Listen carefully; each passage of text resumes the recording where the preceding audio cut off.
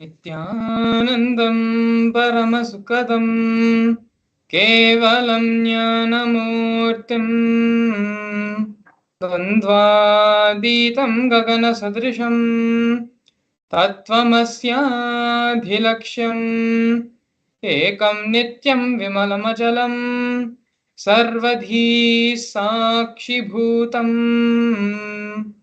Bhavadhitam Triguణarahitam Sadgurum Tam Namami.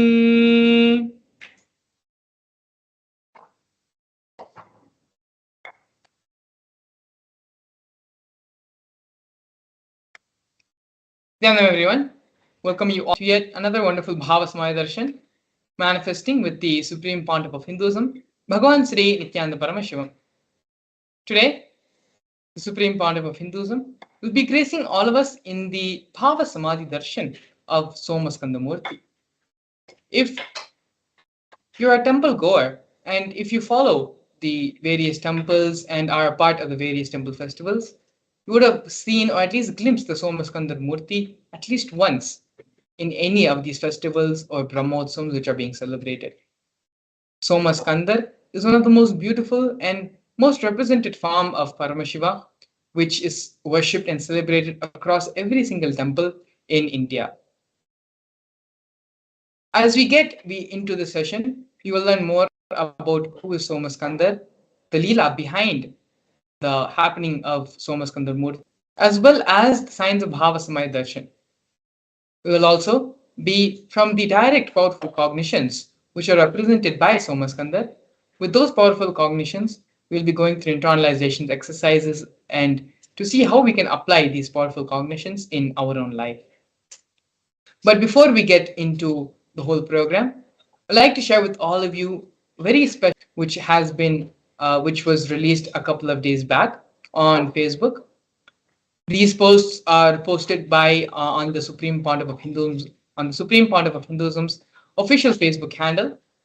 The first report is by the News Minute media publication agency, which has published the truth about the Interpol notice, which was supposedly, allegedly, been put on the Supreme Pontiff of Hinduism. All the details and all the references for the information is also provided in the Facebook page. But if you actually go and if you see and read the Facebook page, the Facebook post, you will see that Interpol has never issued any sort of arrest warrant or any sort of notice against the Supreme Pontiff of Hinduism. Rather, Interpol themselves acknowledge and recognize the Supreme Pontiff of Hinduism as leader of the sovereign state of the United States of Kailasa. So this is one of the most extraordinary news. This is a very, very positive news and very, very good news for all of us Kailasian citizens and for the rest of the world as well. So please take a few minutes of your time to go ahead and spread this news on social media. This post is on the Supreme Pontiff of Hinduism's official Facebook handle in Facebook. And so as you can see here, media reveals the truth about no Interpol notice against the Supreme Pontiff of Hinduism. Pontiff of Hinduism has been recognized by bodies and multiple countries. After baseless rumors spread about Interpol notices being issued against the Supreme Pontiff of Hinduism, media like the News Minute have revealed the truth of no Interpol notice against the Supreme Pontiff of Hinduism, along with clear evidence of letters directly from the Interpol on the same matter.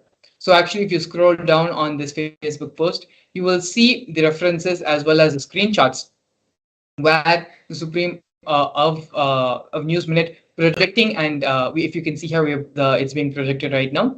So these are the official letters from the Interpol themselves issuing, saying that no notice or any sort of case has been put against the Supreme Pontiff of Hinduism.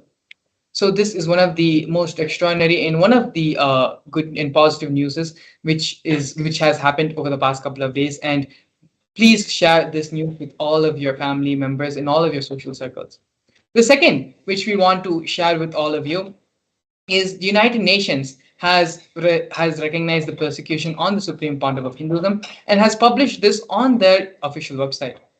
United Nations publishes another report on the persecution of the Supreme Pontiff of Hinduism on Kailasa's Gurukul and Kailasa's children and women. A report of the special rapporteur on the sale of sexual exploitation of children, including child prostitution, child pornography, and other child sexual abuse materials, on reparation for child victims and survivors of sale and sexual exploitation. The weaponization of sexual violence targeting women and children, especially of minorities' traditions, is part of a more pervasive and systematic campaign targeting certain indigenous spiritual traditions, minority communities, and their leaders. One such indigenous spiritual tradition, currently targeted by for extermination by the deep state elements, is the Hindu Aboriginal Indigenous Agricultural Tribes, which is the AIAT community led by the Supreme Pontiff of Hinduism, Bhagavan Sri Nithyananda Paramashivam. Kailasa's Nithyananda Gurukul, the traditional residential education system of AIAT, is one of the core components of AIAT from a tender age. They learn the 64 Vedas, types of knowledge in a unique method of knowledge transmission. Since 2010, deep state elements have forcibly and unlawfully shut down the indigenous Nithyananda Gurukul, depriving the AIAT children of their fundamental human rights and right to traditional education. Several terrorist attacks continue on the AIT schools and the children to destroy the Gurukul indigenous education system, ironically by the state bodies responsible for reparation. So these reports have not only been published to the UN United Nations recognize this as well, and as you can see here, the United Nations for Human Rights, where these reports have been the various persecutions on Kailasa, on the Supreme Pontiff of Hinduism, on Kailasa's Gurukul, and Kailasa's women and children. All of this is available freely. You can go and see for it yourself. All the references and links have been linked in the Facebook posts. If you actually go to the Supreme Pontiff of Hinduism's official Facebook handle, these two posts are featured and will be so you can read the post for yourself, and please share and share this message, share this great news which is happening, where the Hindu persecution due to the hard work and sacrifice of the Supreme Pontiff of Hinduism is now being recognized internationally and is being acknowledged and is being properly in the international forums. And so now with this, we're going to enter into the grand narrative of the Supreme Pontiff of Hinduism, having the introduction of the reviver of Kailasa. The Supreme Pontiff of Hinduism was born in the year 1978 on January 3rd in the holy southern town of Tiruvannamalai in South India. At the tender age of 3 in the year 1981, the Supreme Pontiff of Hinduism was initiated into the Bala Sannyas, which is the child saint, by enlightened beings, masters, and his predecessors through a ritualistic ceremony. The Supreme Pontiff of Hinduism was identified as an incarnation by enlightened beings as Yogi Raj Yoganandapuri, Vidwan Panduranganath, and the 130th Guru Mahasannidhanam, which is the pontiff of the 20 Mandaladinam of Kanchi. When the Supreme Pontiff of Hinduism was of 16 years of age, he was coronated by Mata Vibhudanandapuri, the Vedanta Guru of the Supreme Pontiff of Hinduism, also lovingly called as Mataji Kuppamal. You can see there is a conch and a kamandalu, which is the water pot, to the left of the Supreme Pontiff of Hinduism, as well as the wooden staff to his right, all of which are given to the Supreme Pontiff of Hinduism by Mata Vibhudanandapuri. These are the traditional items which are handed over along with the official induction as the successor into the lineage. You can see here the photograph of the Supreme Pontiff of Hinduism standing with Mata Vibhudanandapuri, the Supreme Pontiff of Hinduism's Vedanta Guru, as well as the coronation photo taken when the Supreme Pontiff of Hinduism was inducted as the successor of Arunachala Sarvanyapeetham and coronated to revive Sri Kailasa. Next, we're looking at the early days in the mission of Kailasa into the mission of the Nithyananda Sangha. Here leftmost, you can see the black and white photo where the Supreme Pontiff of Hinduism himself, brick by brick, constructed the temple monastery complex for his guru, Mata Vibhudanandapuri, under the guidance of his gurus. Later, during the years when the Supreme Pontiff of Hinduism started the public mission, the public life, in the year 2001, on the 14th of April, when the Supreme Pontiff of Hinduism was just 23 years of age, the Supreme Pontiff of Hinduism established the first Kailasa temple monastery in Tiruchengodu, South India. As you can see here on this photograph, in the Supreme Pandav of Hinduism's own handwriting, the annotation is there on the photograph, marking and recording this historic date. Here we can see in the year 2002, 1 year later, on the 4th of November, the Supreme Pontiff of Hinduism established the headquarters, Adi Kailasa Sarvanyapeetham, in South India. By the year 2004, when the Supreme Pontiff of Hinduism was 26 years of age, the Supreme Pontiff of Hinduism was conducting mass living enlightenment conventions all across the globe in various countries, taking people cleansing processes of the seven energy bodies. By the year 2005, at the age of 27, the Supreme Pontiff of Hinduism was welcomed with the proclamation message by the Mayor of St. Louis, Francis G. Slay. Here we can see glimpses of the international worldwide conventions of living enlightenment conducted by the Supreme Pontiff of Hinduism.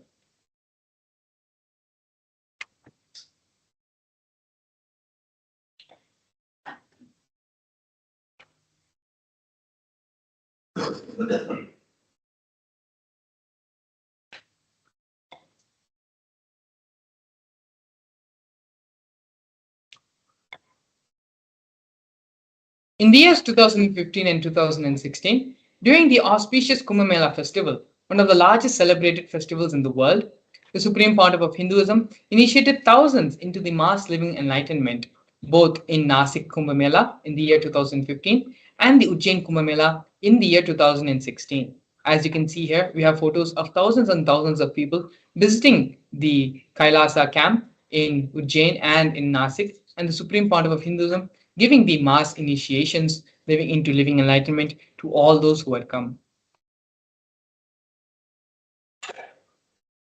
We are now going to be looking at the various coronations of the Supreme Pontiff of Hinduism. The first one being when the Supreme Pontiff of Hinduism was just 10 years of age. The Supreme Pontiff of Hinduism was coronated as the 233rd Guru Mahasannidhanam of Kanchi Kailasa Sarvanyapeetham, which is the Tondai Mandala Adhinam. In the year 2004, on December 31st, the Supreme Pontiff of Hinduism was coronated as the incumbent emperor of the Suryavamshi Surangi Samrajya. In the following years, the Supreme Pontiff of Hinduism was coronated as the present 23rd Guru Mahasannidhanam of Dharmamukti Swargapuram. In the year 2012, the Supreme Pontiff of Hinduism was coronated as the 293rd Jagat Guru Mahasannidhanam of Kailasonatha Shyamlapita Sarvanyapeetham. In the year 2013, the Supreme Pontiff of Hinduism was coronated as the present Mahamandaleshwar of Mahanirvani Akhada, which is the largest apex monastic order. In the year 2014, the Supreme Pontiff of Hinduism was coronated as the 1008th Acharya Mahamandaleshwar, which is the head of all spiritual leaders of the Atal Akhada, which is the ancient apex body of Hinduism. In the year 2015, the Supreme Pontiff of Hinduism was coronated as the Supreme Pontiff of Hinduism, elected by a congregation of over 1,000 Hindu leaders, pontiffs.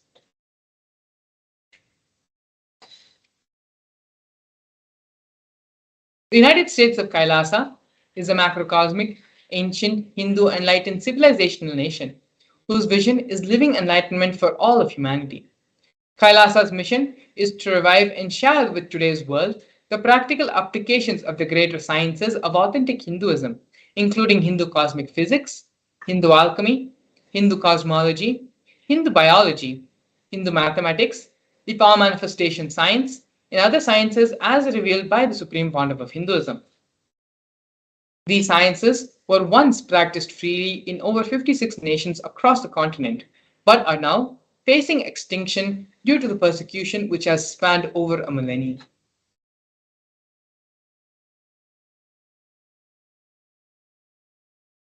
Here are the various Sri Kailasa initiatives, Sri Kailasa United Nations initiatives. Sri Kailasa Uniting Nations initiatives support a variety of humanitarian services which collectively allows for the creation of a sustainable, equitable, resilient, and world. Out of these 108 initiatives started by Sri Kailasa Uniting Nations, the one which we are going to be looking out of the many is the No Hungry Home project offered by Sri Kailasa Uniting Nations for nutritious food and a hunger-free world. More than 1 billion meals have been served over the past 27 years. The Hindu ASMT community has organized more than 3 million annadans, serving a total of 1 billion meals. Annadans are the free organic meals as per the tradition, which are served during religious gatherings to everyone without discrimination. Up to 10,000 meals are served on a daily basis, free of cost, and this number rises to up to 100,000 on festival days. As you can see here in the photos, the Supreme Pontiff of Hinduism himself is actively involved in serving and in the process of the Annadan service. You can see here in many places the Supreme Pontiff of Hinduism, with his own hand, is doing the Annadan service.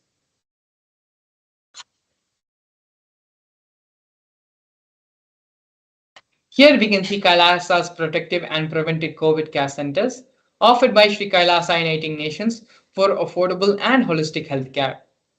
During the pandemic, the Supreme Pontiff of Hinduism converted his monastery campuses into a multi-layer quarantine facility free for all people, regardless of any differences in age, gender, caste, creed, ethnicity, color, socioeconomic status, or any other sort of discrimination. Not only that, but food, shelter, internet, as well as other basic facilities, including free medical care, were provided to all the residents for an indefinite amount of time. More than 30 million citizens followed Kailasa's 28-day spiritual regimen in the year 2020.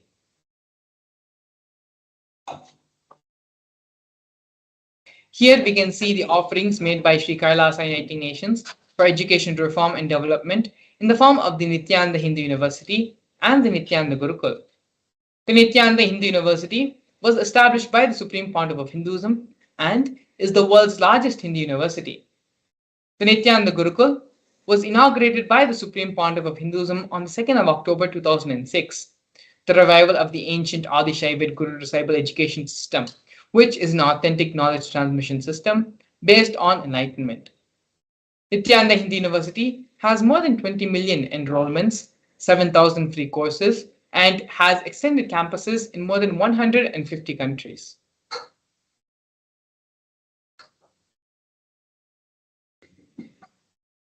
Here we can see Sri Kailasa Uniting Nations for the protection of Hindu scriptures in the form of the Nithyananda Jnanalaya, which is the library, and the Hinduismpedia.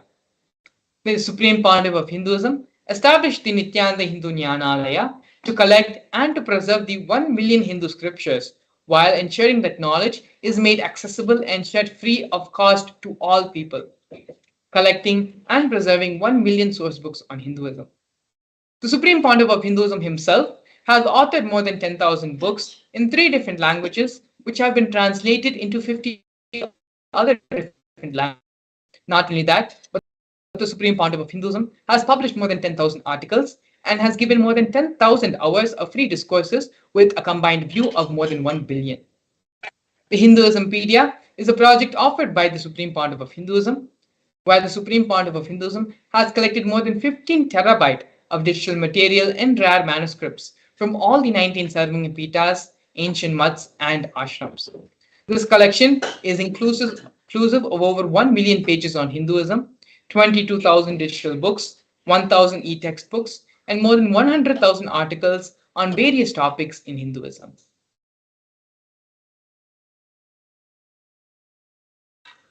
Here we can see Sri Kailasa Uniting Nations for global peace and religious harmony, offering the confluences for world peace.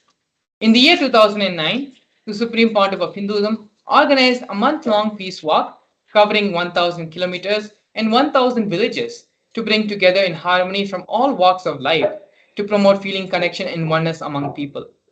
During the walk, health camps were conducted in villages along its path. As you can see here, thousands and thousands have gathered, waving the Kailasa flag and doing the peace walk.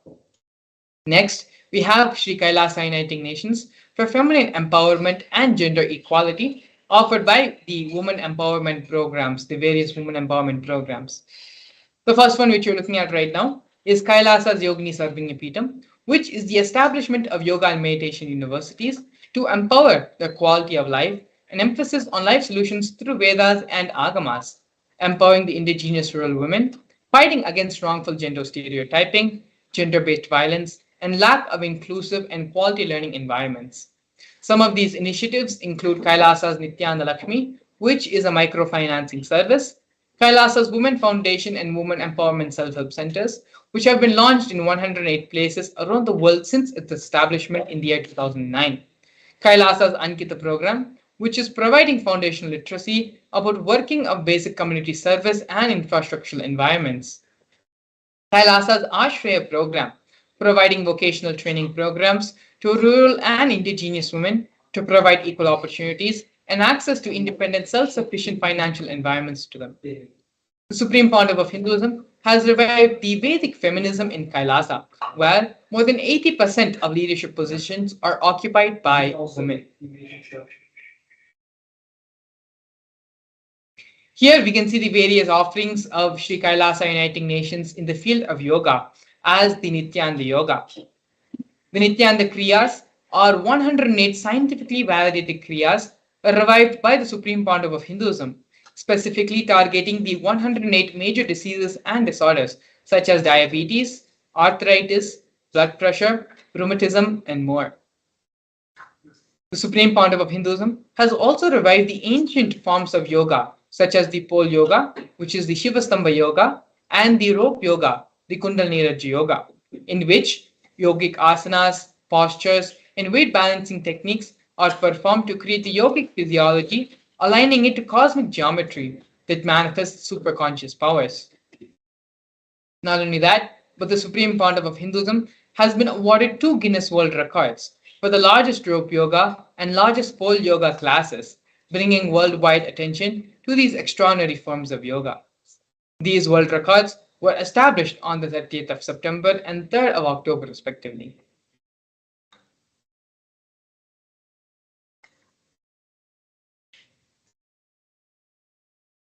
Despite being heavily persecuted continuously for more than a decade, the Supreme Pontiff of Hinduism, in his unwavering intention, commitment, and action in building the only Hindu nation, has established the sovereign state of the United States of Kailasa to protect, revive, and preserve Hinduism, the most ancient, most peaceful, still living, and long lasting demonstrable system that shows the possibility of peaceful coexistence amongst people. Next, we're going to be looking here at one of the most historic and definite moments of Kailasa nation, where Kailasa, the first nation of Hindus led by Bhagavan Sri Nithyananda Paramashivam, spoke on behalf of the 2 billion global Hindu diaspora at the 14th session of the United Nations Forum on Minority Issues. A significant milestone in the history of Hindus and the sovereign state of Sri Kailasa happened on the 2nd of December 2021. His Excellency Shri Nitya Moksha Priyananda, Ambassador Extraordinary and Plenipotentiary of Kailasa, represented the persecution of Hindus at the 14th session of the United Nations Forum on Minority Issues. The theme of the forum was conflict prevention and the protection of human rights of minorities.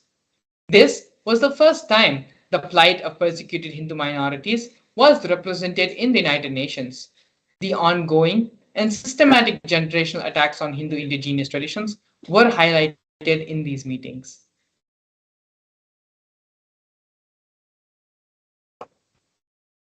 Here, we're looking at the various attempts by the state and non-state actors on the Supreme Pontiff of Hinduism's life and on Kailasa. More than 70 assassination attempts and attacks, physical attacks, have happened on the Supreme Pontiff of Hinduism in India and abroad. 40 attacks on community members, destruction of monasteries and temples, over 6 incidences of attacks, molestation, and rape of women and women monks. Intense lawfare through the 100 false legal cases, all but one are dismissed. Intersectional persecution using entire government mechanism, politically owned media and judiciary controlled by politicians, inciting mob violence through social media. These are just but few of the massive methods, methodologies, and ways the illegal persecution and the harassment and the degeneration attacks have been happened on Kailasa and on the Supreme Pontiff of Hinduism for over a decade. But despite all this, Hinduism, in his unwavering intention, sacrifice, and hard work, for the Hindu nation has built the United States of Kailasa for all of us to peacefully practice and live and we have the establishment of the Hindu nation. In this next segment, we're going to be looking at one of the most important contributions given by the Supreme Pontiff of Hinduism for all of humanity, and that is the power manifestation science. We're going to be looking at the spiritual reference, the scriptural reference for the power manifestation science, how the power manifestation science works, as well as a live demonstration of these various powers. So please stay tuned. We'll be back with you after a short break to see the live demonstration of the power manifestation science. A more intelligently connected world leads to a brighter future. An enlightened humanity leads to a better world. During the Paramashivam program, we help people to discover their superhuman possibilities and help them to find and achieve the true purpose of their birth by giving them the techniques, practices, and methodologies from the Vedagamas, the original source scriptures of Hinduism. The Supreme Pontiff of Hinduism is reviving the ancient original Vedas and Agamas in all its glory, in a user-friendly way for the modern mind. The Supreme Pontiff of Hinduism is transforming human beings into divine beings, reviving, initiating, and replicating the 463 powers from the Agamas revealed by Paramashivam. The Supreme Pontiff of Hinduism is not just giving solutions for every problem man faces, but is making them irrelevant to their lives by transforming human beings into divine beings. Listen. Any argument presented by your mind, present reality, to establish you are not Paramashiva, you are not omniscient, omnipotent, omnipresent. Anything presented to prove you are not Paramashiva is illegitimate. Decide this. This is super determinism. Understand? Anything you declare as illegitimate will lose power over you, will die in few days, few minutes, maybe in few weeks, whatever few days it takes. It will not have power over you. Understand, this is the method for sudden enlightenment. This is the method for sudden enlightenment. It happens by the Shaktipada. Here Paramashiva is sitting to tell you all, you are Paramashiva, you are me, with Shaktipada and Shaktinipada. The Dvitiya Vijnasa Krama is an extensive and thorough yoga sequence to prepare your body to receive the experience being given by the Supreme Pontiff of Hinduism. Through the yoga, which is aligned as per the source scriptures laid down by Paramashiva and the Agamas, you break all the impossibility in your body and in turn break the very cognition of impossibility. The program leads you to go beyond your human frame and limiting human ideas, which prevents you from living your highest possibility. I will reach you wherever you are, whichever corner of the world you may be. I will reach you with enlightenment. Again I tell you, I am not here to prove I am God, I am here to prove you are God. Don't wait to become divine. Register now at paramashivoham.org.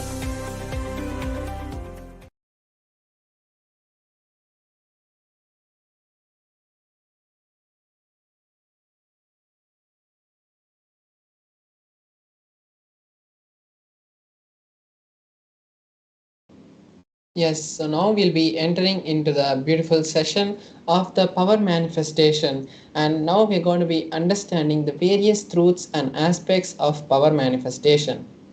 So, what is power manifestation? How is it helpful to our life? And what is the science actually of power manifestation.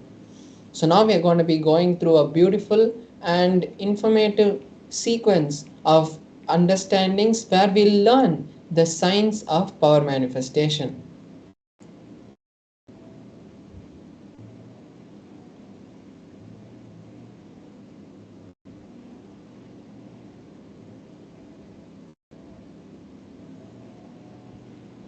So, in the Vedagamas, the source scriptures of Hinduism, Paramashiva elaborates in detail that every human being is hardwired to be able to manifest the 463 Shaktis of Paramashiva.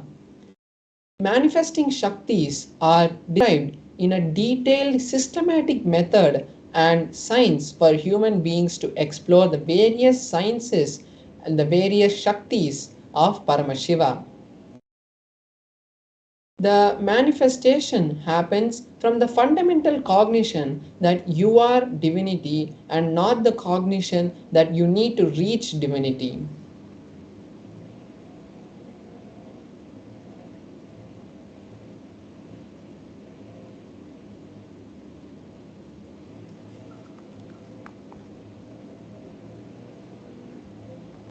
So now we're going to be seeing the difference between the Shaktis and the Siddhis. Shaktis express from the space of enlightenment, whereas the Siddhis manifest from the space where you are reaching enlightenment through various penance and hardships. That time the Siddhis manifest. Shaktis are the source of enlightenment, whereas Siddhis manifest only in the path of enlightenment. The Shaktis, on the other hand, are a blessing for every human being. Means every human being after the initiation of a living incarnation or an enlightened master can manifest the Shaktis. Siddhis happen only after lots of. The Shaktis also are permanent, whereas the Siddhis are permanent and they divert us from the path of enlightenment.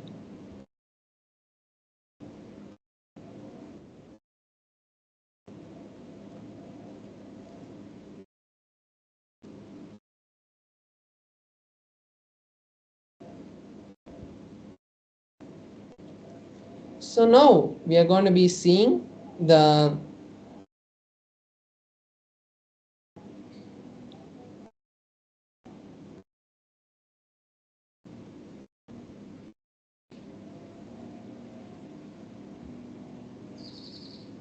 Yes, so now we are going to be seeing the various pramanas or the scriptural, the references and the way the powers are authenticated. So we have four different methods and layers through which the powers are filtered.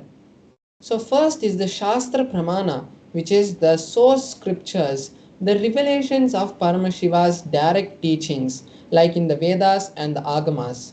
Then we have the Apta Pramana, which is the experiences of the various enlightened masters, rishis, incarnations, and the other manifestations of Paramashiva. The various way all of these great beings who have come before us have taught the world and shown to the world that these powers are possible by humanity. Then we have the Atma Pramana, where the supreme pontiff of Hinduism has experienced these powers and validated them with the Shastra Pramana and the Atma Pramana and given it to us as his Atma Pramana. Then we have the Pratyaksha Pramana, the scientific study on these powers. So now we're going to see the source of these Shaktis, and it is Paramashiva. Paramashiva is the source of these Shaktis, and he is the primordial divinity in Hinduism, the ultimate cause, which is self-effulgent, all-pervading, and beyond time. He manifests the five actions of creation, sustenance, rejuvenation, pulling out of delusion, and liberation. And through this, he creates and sustains and manifest this whole existence that we know.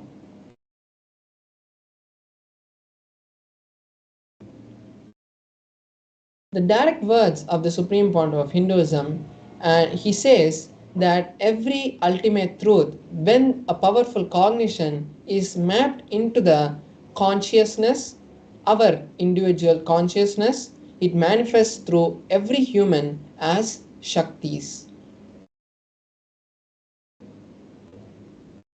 Now we're going to be seeing the detailed pramana for each of the pramanas that we have. So first we're seeing the Shastra pramana, which is the source scriptures, the scriptural references for the power of the third eye. So Paramashiva in the Vijnana Bhairava Tantra and Agama reveals the signs of various Shaktis to Paramashiva Shakti, and now we'll be seeing the 34th verse of the Vijnana Bhairava Tantra, where Paramashiva has given us the detailed description of how the powers manifest from the third eye.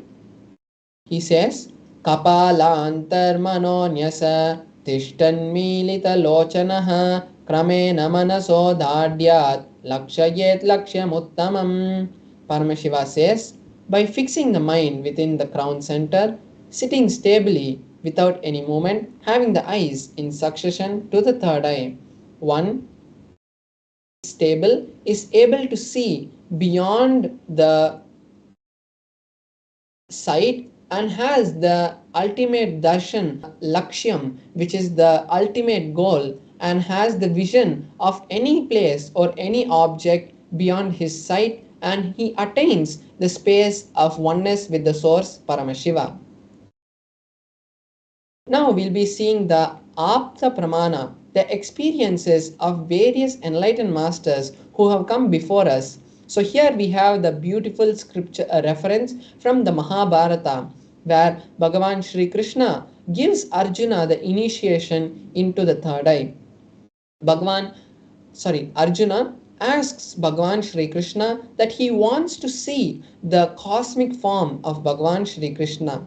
So Bhagavan Shri Krishna in the 8th chapter of the 11th verse initiates Arjuna into the third eye by saying, you cannot see my cosmic form with these physical eyes of yours. Therefore, I grant you the divine vision of the third eye. Behold my cosmic form.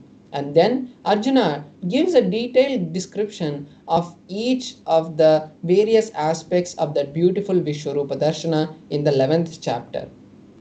Next, we'll be seeing the Atma Pramana, how the Supreme Point of Hinduism has experienced these things, these powers in his own life.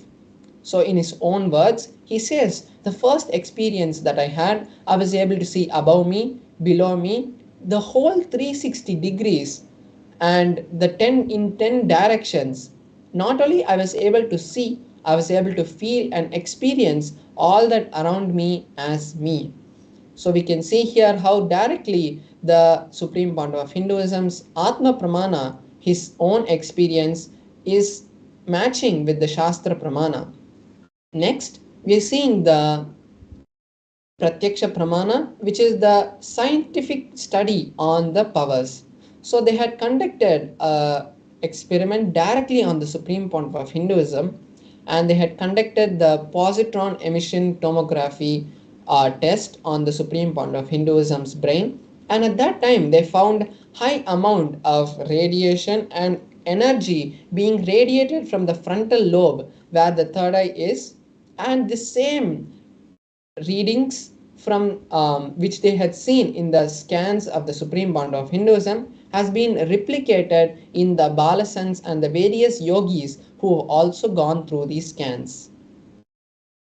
Now we'll be seeing one of the powers that manifests from the space of the third eye, which is the power of consciousness over matter. The scriptural reference for this is from the Vijnana Bhairava Tantra, Sutra 120, Dharana 95. Paramashiva says, Kvachid vastuni vinyasya shane drishtim nivartayet tajnanam chitta sahitam devi shunyalayo bhavet. The translation is, having fixed one's eyes on a particular object, Vastu, one should slowly withdraw the gaze and the sight from that object, as well as slowly eliminate the knowledge, thoughts, and impressions from that object. Then, O Devi, one abides in Shunya, the state where there is nothing other than this exists, the space of all inclusiveness or infinity. So here we can see how Paramashiva has given us a detailed explanation of each of the steps of how to manifest this power. Now we are going to be having a live demonstration of this power, where I will be manifesting the power of consciousness over with my Atmalinga. So now we'll be moving to the close-up camera, where you'll be able to see the demonstration, and we'll be showing you how authentically this power is being manifested.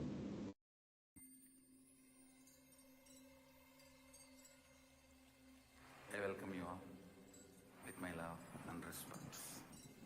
Let you all open all your three eyes. Om Nithyananda Paramashivam.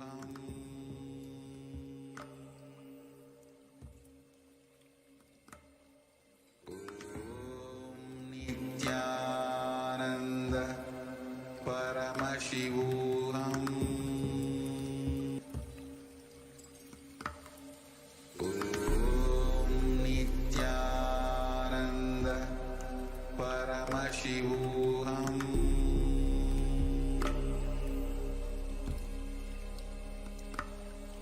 Om Nithyananda Paramashivam.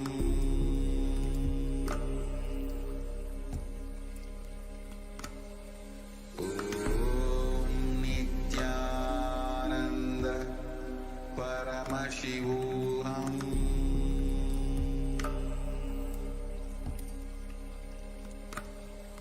Om Nithyananda Paramashivam.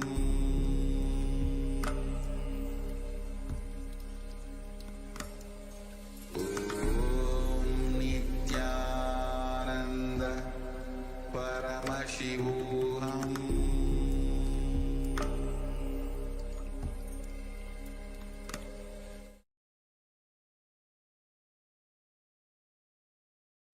Yes, so now we are all able to see the Atmalinga, and you can see my hand also. So now I'm just showing you my hand also. You can see that there is no kind of strings or any glue, all those kind of things which are there on my hand.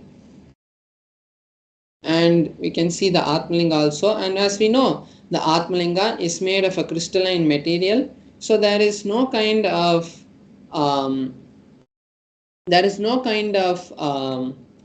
magnetic thing that can be used to make the Atmalinga to move. And also I have a tissue paper here, so I'll be just circling the Atmalinga with this tissue paper to show that even when the Atmalinga is placed on my palm, there's no kind of strings which are being used to move the Atmalinga or anything. So by doing that, we are making the power as authentic as possible. So I'm placing the Atmalinga on my hand, and here I have the tissue paper, and I'm just circling the Atmalinga to show you that even when the Atmalinga, when I'm moving the tissue paper around the Atmalinga, there is no kind of movement which is happening in the Atmalinga, showing that there is no external thing that is being used to create the movement in the Atmalinga. So now I'll be connecting with Paramashiva, and as we saw in the scriptural reference, the detailed instructions which have been given directly by Paramashiva on how the Atmalinga, how the consciousness or matter happens. So now I'll be manifesting that.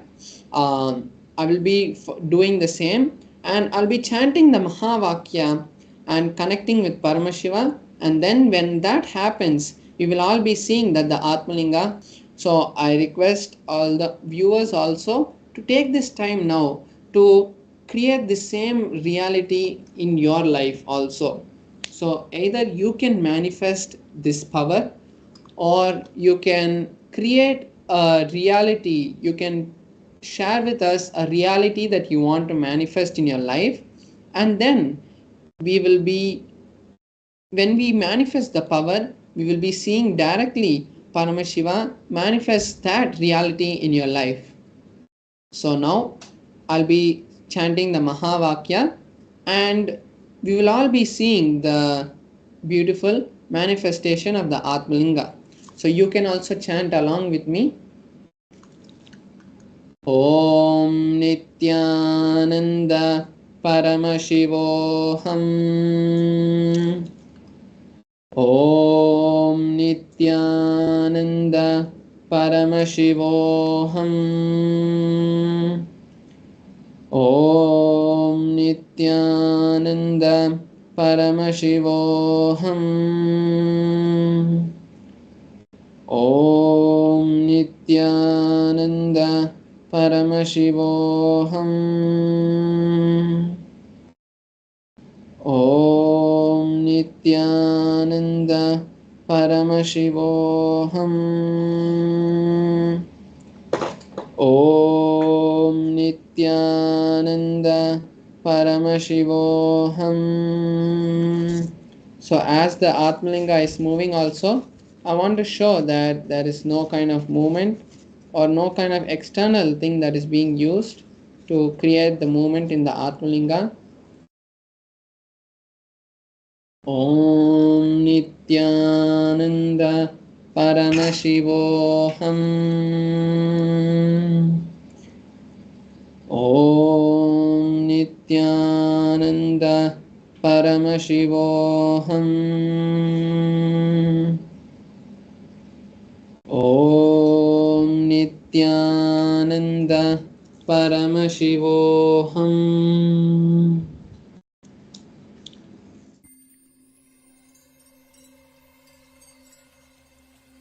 I welcome you all with my love and respect. Let you all open all your three eyes. Om Nithyananda Paramashivam.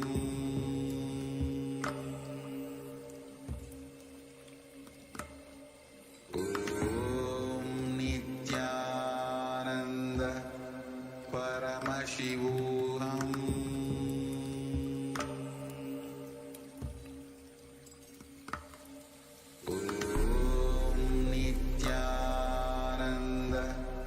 Paramashivam.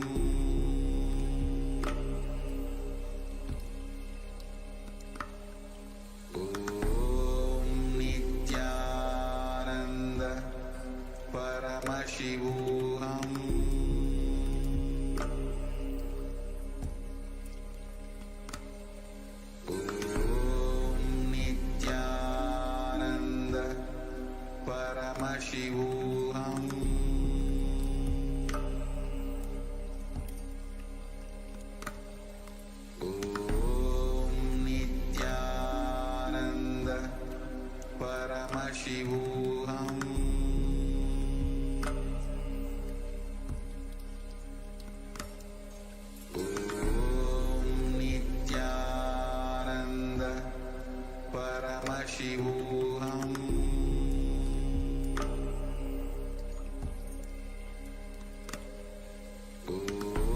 Om Nithyananda Paramashivam.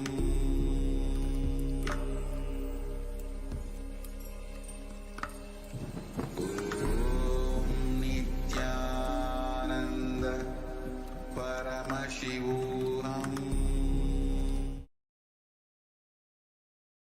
Yes, so now we have seen the beautiful manifestation of the Atmalinga, and now this is the best opportunity for all of us to take, best time we can take to create the reality of Mahaparamashivoham, where we'll be learning to manifest this kind of Shaktis.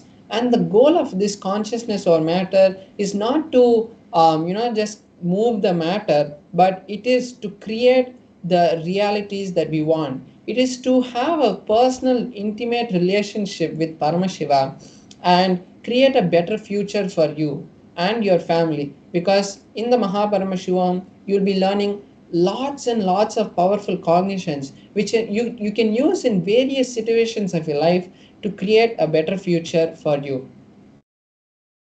We are projecting the QR code on the screen. You can scan that with your phone and it will take you directly to the registration page of the Mahaparamashivoham.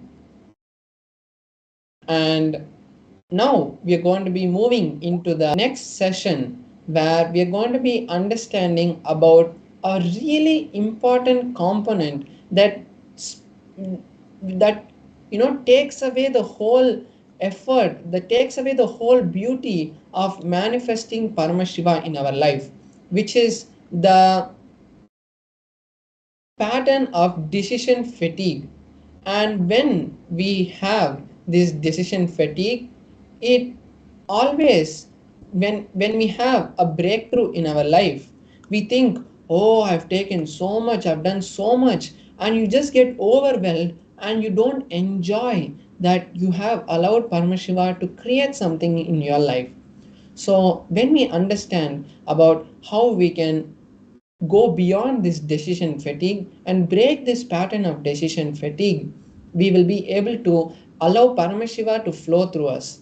So we'll be listening to a series of satsangs by the Supreme Point of Hinduism, where he'll be teaching us and explaining about how this decision fatigue can be overcome. So now let's sit with our head, neck and spine in a straight line. And as most importantly, make sure that you take notes of this and share it with your friends and families in the social media, and make sure that write it and keep it as your book of hearts. So now let's sit with our head, neck and spine in a straight line. Let's bring our awareness to the third eye, and let's bring listening to our space. And now let us enter into the video.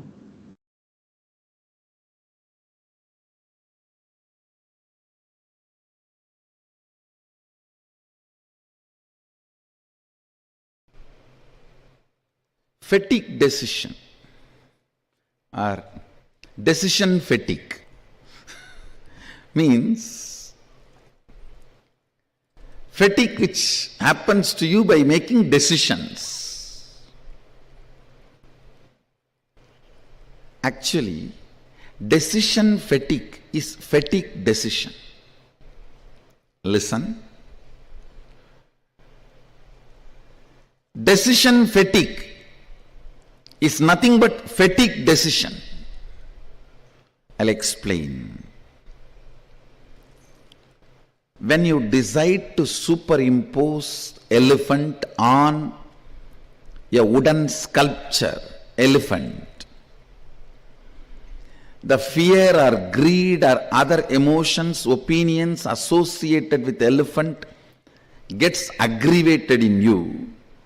When you go through that ups and downs, incompletions, you become tired. Listen carefully. Yesterday I was discussing with some of the Adinvasis preparing for Sadashivoham. Actually, whole day nothing is being done other than making few phone calls. But everyone is tired, fatigued, thinking they are doing two big things. Nothing. Nobody is building here. Even if buildings are happening, big buildings are happening, what you are doing is only phone call. Nothing else. If you just do the postmortem and see exactly what you are doing, it's only phone call and talking. And at the most signing, that's it. But you are so arrogant, you don't want to believe you are not doing anything. Because you are always, you thrive on pampering yourself with arrogance. pampering yourself with arrogance is the way you thrive. So naturally, to cheat others, you start using the word, I am doing this, I am doing that. And finally, you yourself start believing and get cheated by it. You getting cheated by yourself is what I call fatigue decision or decisions of fatigue. The decision making leading to fatigue, or out of fatigueness you decide to be arrogant. I tell you, fatigueness, when you are tired, you decide to believe you are doing too big things because you need to justify to yourself you are big, you are doing something great. I can't understand people becoming tired by traveling. They say, oh, Chennai to Bangalore, I am tired, I have to go and lie down. Hey, what have you done other than sitting in the AC car? It is just most cunning, arrogant way of cheating others. Unfortunately, while you utter these words to cheat others continuously, after 4 or 5 times you start believing that words and get cheated.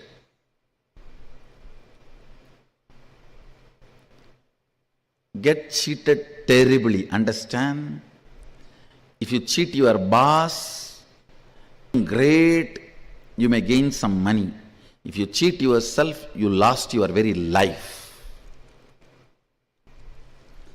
Anybody who cheats himself or herself loses life. You are in utter confusion, don't know what to do, don't have direction, don't have any real movement done.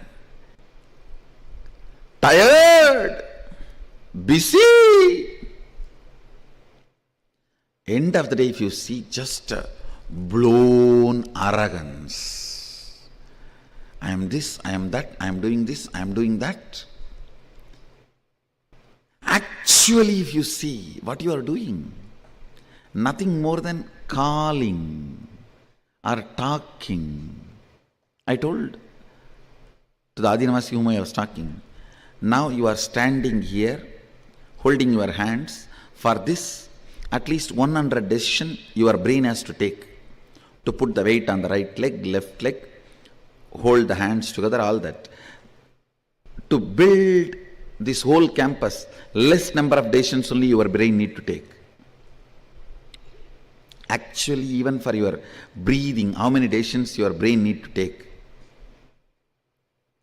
Less than that number of decisions only you need to take every day. Even you are most productive, much better than me. Even if you are in that space, you need to take only less decisions which you need to take for your breathing. For your breathing, if you are taking 200 decisions, and if you take just 100 decisions for the work, the whole thing will be successful. It's arrogance. The false identification, because of your decision, whoever is working, you attribute all that glory to you. You attribute all that glory to you, which is not true. Which is not true. Arrogance. Because decision makers are paid more money than the people who are working, you develop certain arrogance. Decision fatigue is the direct result of the mental setup you carry, whether you are under the matrix or outside the matrix. Please be informed, anybody who has a decision fatigue is inside, under the matrix. You are under the matrix.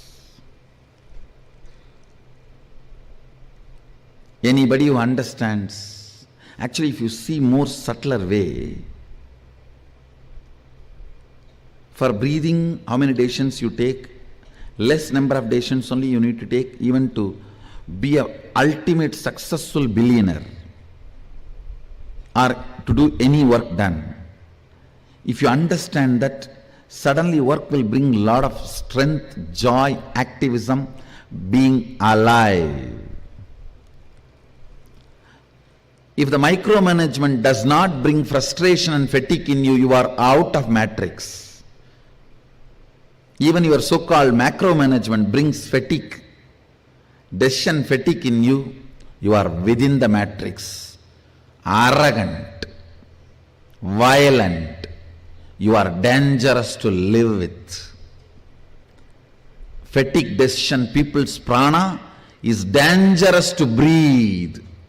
Kandu muttu kettu muttu, don't even see them. It will be disaster for you. Don't even talk to them. They will put poison into.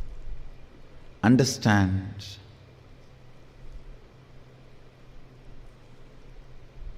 Most of your problems, stupid thing called decision fatigue and arrogance developed due to decision fatigue destroys your life, and matrix always pampers it.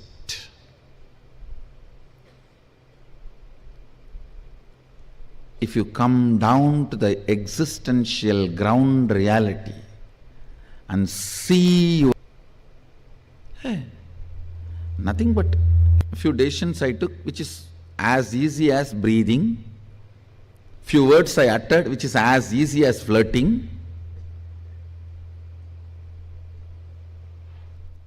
few signatures I made which is as easy as autographing.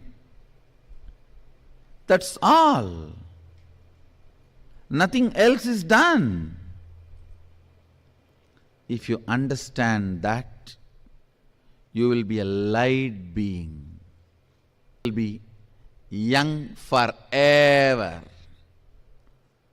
You will never become old. You may become bold, but not bald.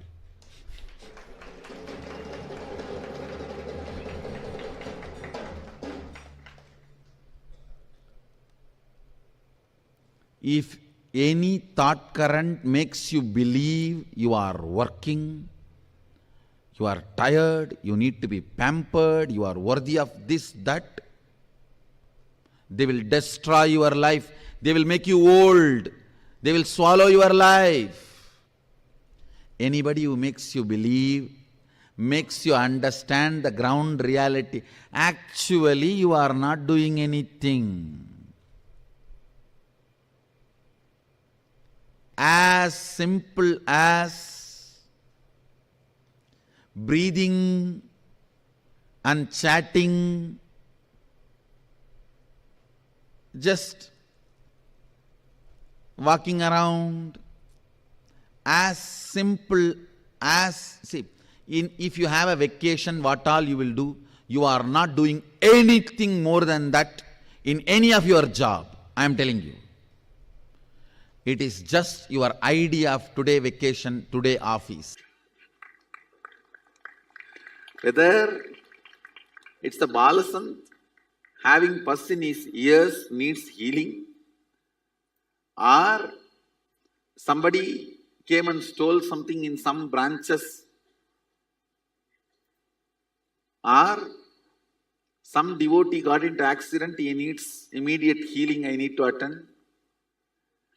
How I sit and go on micromanaging tirelessly, almost 800 to 1000 decisions I make a day without decision fatigue. Actually, 2 days before the Sadashivam started, I took the Sadashivam team all around the campus and I was telling them, hey, don't think you guys have done a big job. All of us put together, we made 2000 phone calls and 100 successful phone calls, that's all. Don't think about what you did based on the result, think only based on what you did.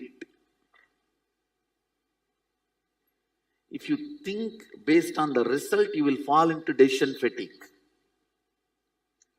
Decision fatigue is one of the biggest suffering of the corporate mind. And I said, all of us put together made 2000 phone call and 100 successful phone call, that's all. The whole team collapsed, came down to planet Earth. I should say got grounded from the airy, fairy, hari.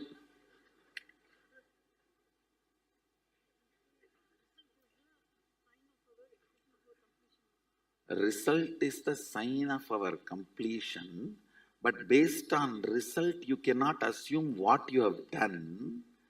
When it comes to what you have done, see, feeling about what you contributed should come only from what is the effort you put.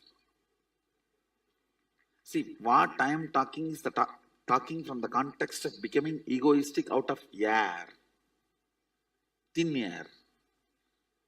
All right, this whole thing is done. What these guys have done? One phone call to this contractor, one phone call to the umbrella fellow, one phone call to the Dumbai fellow, one phone call to the volunteers team. They tied it over.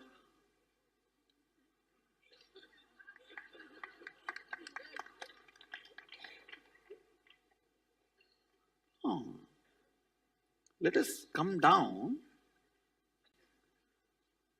So that is what exactly I feel about I just come and blush with the deities for a few minutes and go around, tease some of the brahmacharis and make fun of these balasans, and then come back and sit and just spend a little time asking some questions and answering some questions. Sometimes questioning your answers and sometimes answering your questions.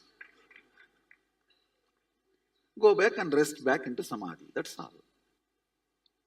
You not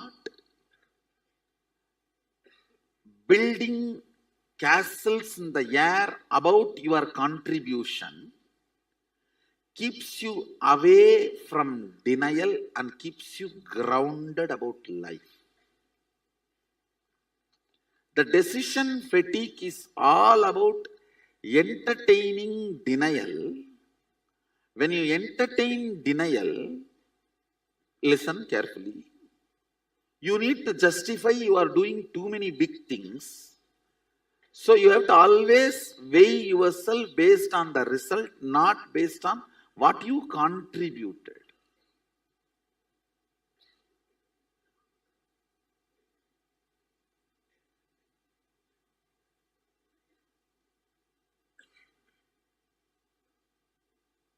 This is one of the biggest corporate problem. And I tell you, decision fatigue damages your liver and intestine. You remove decision fatigue from your life, you will grow younger. Decision fatigue starts as delusion, ends as disease. Decision fatigue starts as delusion, grows as disorder, ends as disease.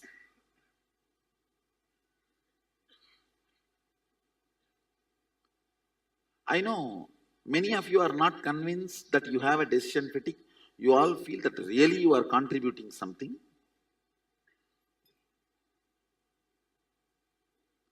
Because it is such an important, how important I am for the society and for the people around me.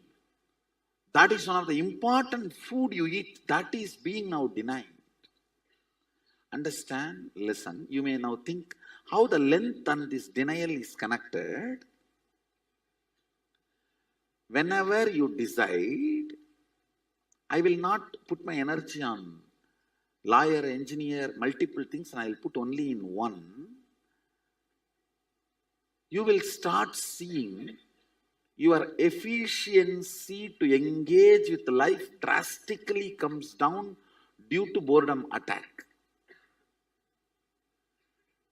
You always think, I'll put all the 12 hours into the law and master, and you forget to understand there is something called boredom which will be attacking you. You'll be falling prey for it. You may have to face that in your course. You don't have a right plan to handle the boredom. But you deny all the other entertaining aspects of your routine.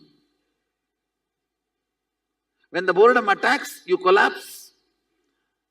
Denial all leads to low efficiency, low engagement with life. When the engagement with life comes down, depth of the boredom increases. Depth of the boredom, denial, less engagement with life, decision fatigue is all one and the same. How many of you?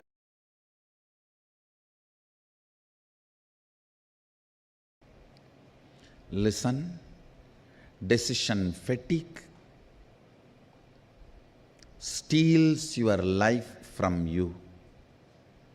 Decision fatigue directly tires your liver and intestine. Decision fatigue directly affects the NRI Hindus, non-residential Indians, Hindus. Listen. This is one of the important message I have for you. It has nothing to do with spirituality. You get heart diseases, heart problems, and die younger 600 times, not percentage. Listen, 600 times. Listen to me once more, not percentage. If you want, Google it. I again and again read that line. No, is it percentage or time or spelling mistake or error? So I landed upon one or two articles saying 600%. Then I went through again and again, larger number of articles and more authenticated papers published with the original names and the organization names. 600 times. Even I could not understand. But I can give you the original reference. 600 times you are more prone to the heart problem, heart disease, death. Reason is, I tell you, decision fatigue. Only one reason, decision fatigue. If you are an NRI, 99% of you are in white collar job. Only the construction workers in Dubai, few working class in Malaysia and Singapore, like this exemption only does blue collar job. 99% of you are doing only white collar job. Then what is the need for you to die so early? One and only reason, decision fatigue. If I can make NRI community understand decision fatigue from the angle of physical, physiological, psychological, not even from the angle of spiritual, because still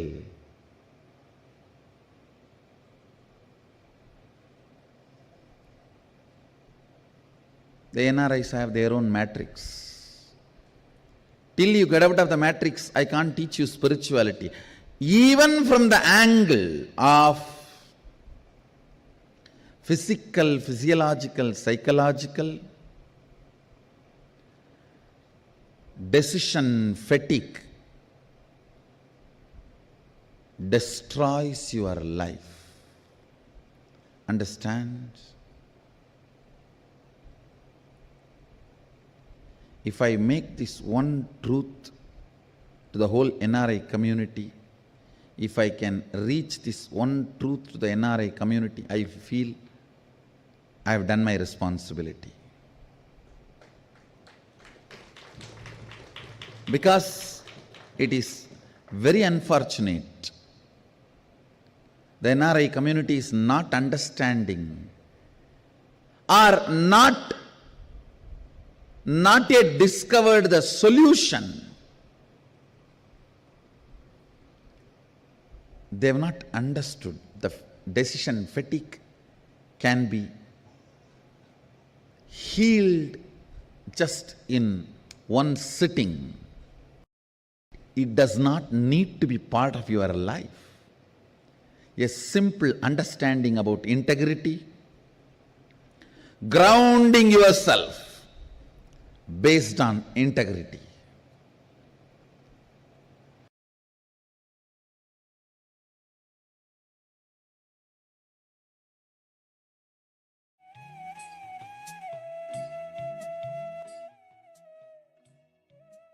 Yes. Very beautifully, the Supreme Pontiff of Hinduism expanded on the topic of decision fatigue and how it's one of the problems which humanity is suffering the most from. As Swamiji himself has told, it is decision fatigue, not anything else, which is causing the NRI community to die at such a very early and young age. Despite not being physically or mentally or psychologically stretched to that extent, where most of them are working only white collar jobs, but still the death rate and the longevity of the NRI community is small because of this one thing, because of decision fatigue. Decision fatigue, as Swamiji also shared, is one of the most difficult things for us to accept and come to terms with, that we all are suffering from decision fatigue. The need to satisfy our ego, the need to feel important, the need to feel that we are providing, we are contributing members of society, all builds up to us feeling that we did a lot when it was just a matter of few phone calls or just some paper moving job. And so for that reason, it is understanding, accepting that we have decision fatigue in our lives, that we are all suffering from this pattern, is the only way we can come out of it, and the only way we can actually become energetic, active, and contributing members of society. Swamiji beautifully gives an example. It is like a dog who runs around the whole day thinking he is doing something, he's trying to achieve something, but in reality, in actuality, he just moved from one place to the other. There's nothing which he actually accomplished in life. Our decision fatigue is the same thing. We are constantly running, thinking we are running and accomplishing something, but all we're just doing is going around in circles from one place to another, but not actually accomplishing and getting any work done. Only when we first accept that we are suffering with decision fatigue, only then we will be able to come out of the problem. Here with us, we have an internalization exercise to help us come out of the pattern of decision fatigue. The biggest problem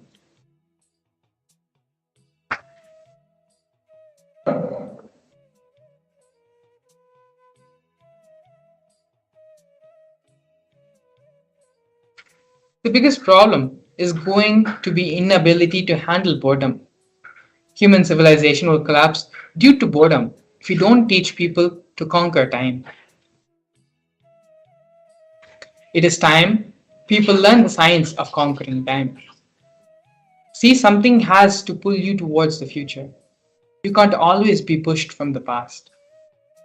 This is a beautiful understanding Swamiji gives. And if you see, we are actually already suffering from these problems today. With the exponential growth of social media, the advent of social media platforms like TikTok, where the attention span of a person, of an individual, is not more than 10 to 15 seconds, where the videos which you upload itself is limited to only 30 seconds.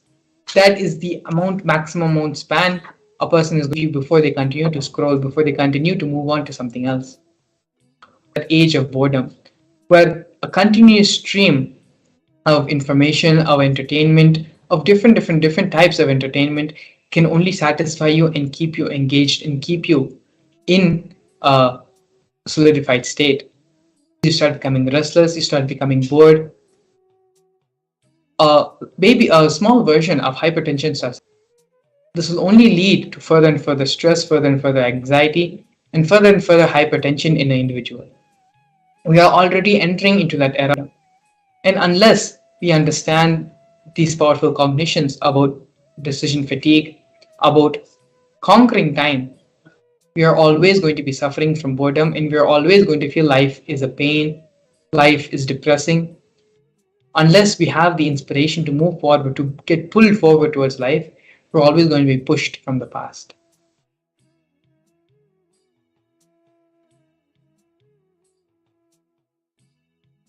The first step of the internalization exercise is to pen down everything from the past that pushes you forward.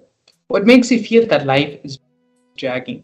What makes you feel that you are being pushed towards doing something rather than you running towards the goal you are trying to achieve? First, pen down all of these things in your life where you feel you are being pushed forward rather than being driven forward. Take a few minutes and sit and do the internalization exercise completely and sincerely. It will only help you to understand yourself more deeper and come to more deeper realizations and understandings about yourself. Swamiji beautifully says that we give time for everyone in the world other than ourselves. Very rarely we give time to ourselves to improve our own personal personality, our own being, and become a more complete person, a more intelligent and understanding and mature person. These 20 minutes of the process which we are doing every day as part of the introduction to the Bhava Samadhi Darshan is one of the only few moments in your life where you are sitting and you're working on yourself personally. You're working on your personal development. You're working for you to become a better person. So give yourself this opportunity, give yourself the space, this time to work on yourself, on your inner being, on the cognitions which you are fundamentally functioning upon. It is these things which will create a change in your life, which will exponentially change and manifest the reality which you want. So whatever distractions, whatever things which may be distracting you or taking up your space and time and your attention span, keep them all aside for a couple of minutes and just be completely and sincerely focused in the internalization exercise. If for you your gadgets or devices are a little bit distracting for you, then keep them away as well for a couple of minutes and just pick up a simple pen and paper and pen down from the whatever you feel is pushing you from the past, whatever feels like a load or which has to be done because you have to do it. All these things which you feel that you are being forced to do, that you need to do it because it's supposed to be done and not because you want to be done. Pen down all these different things in your life which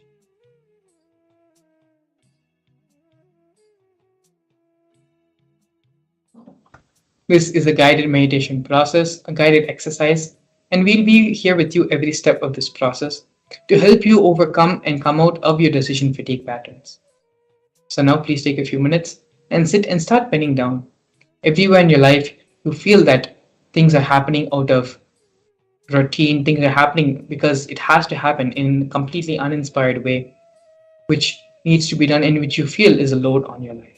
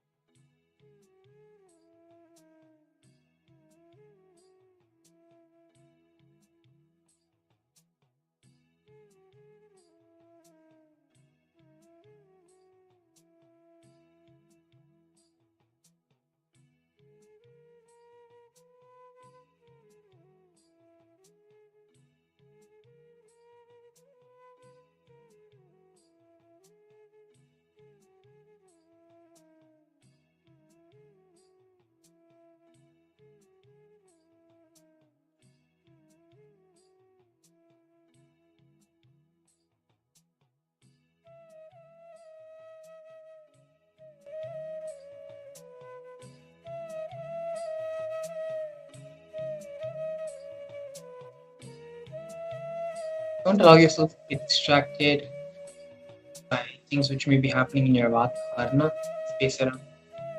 Allow yourself to be completely integrated, completely focused. Exercise. Coming out of the decision fatigue pattern, bring so much of energy personally in everything which you do. Not only will so much of energy come, you will really start accomplishing, starts getting accomplished. The feeling that I'm doing so much of work, but still nothing is happening. The truth is that that much of work is actually not being even put in. But make yourself feel important to satisfy the ego of yourself that you are important and you are contributing. You are someone who society needs, who's valued by society. It is unfortunately and ironically the same ego which is preventing you from actually being a contributing member of society. So during this process and coming out of the decision fatigue pattern, as Swamiji shared earlier, is the only way you can actually really have the energy boost which you need in your life for you to manifest and make things happen the way you want it to happen. This is the ultimate of a personality development, personality change, which you can call, but ultimate life transformation cognition, which you can start carrying to manifest, make things happen in your life the way you want it to happen. Please sit sincerely and do the exercise. It doesn't need to be even a serious process, it just needs to be sincere. Sincerely go through, analyze your life, and identify all the places where you feel things which you are being forced to do in life, things which you have to do in life are happening because they are put a load on you, not because you're doing motivation. Identify all these things, and once this is done, we can move on to the next step. Take a few more minutes, sit and identify your past, everything from your past, which makes you feel that life is a drag. You are being dragged by life.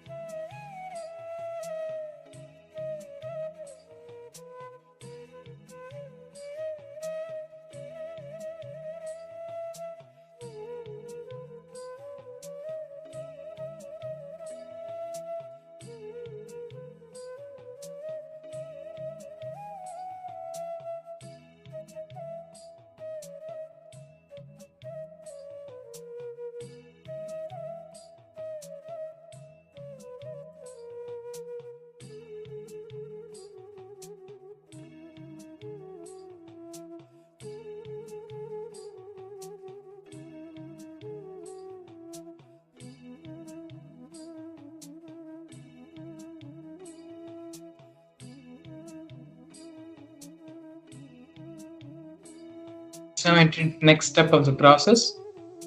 Pen down everything that pulls you from the future. What makes you run with excitement? Previous were all the things which is pushing you towards the future, all the things which you, despite didn't want to face every day, but you're forced, things which you have to do every day, but you don't want to. Those are the things you identified in the previous exercise. In this exercise, let's identify everything which is pulling us towards the future.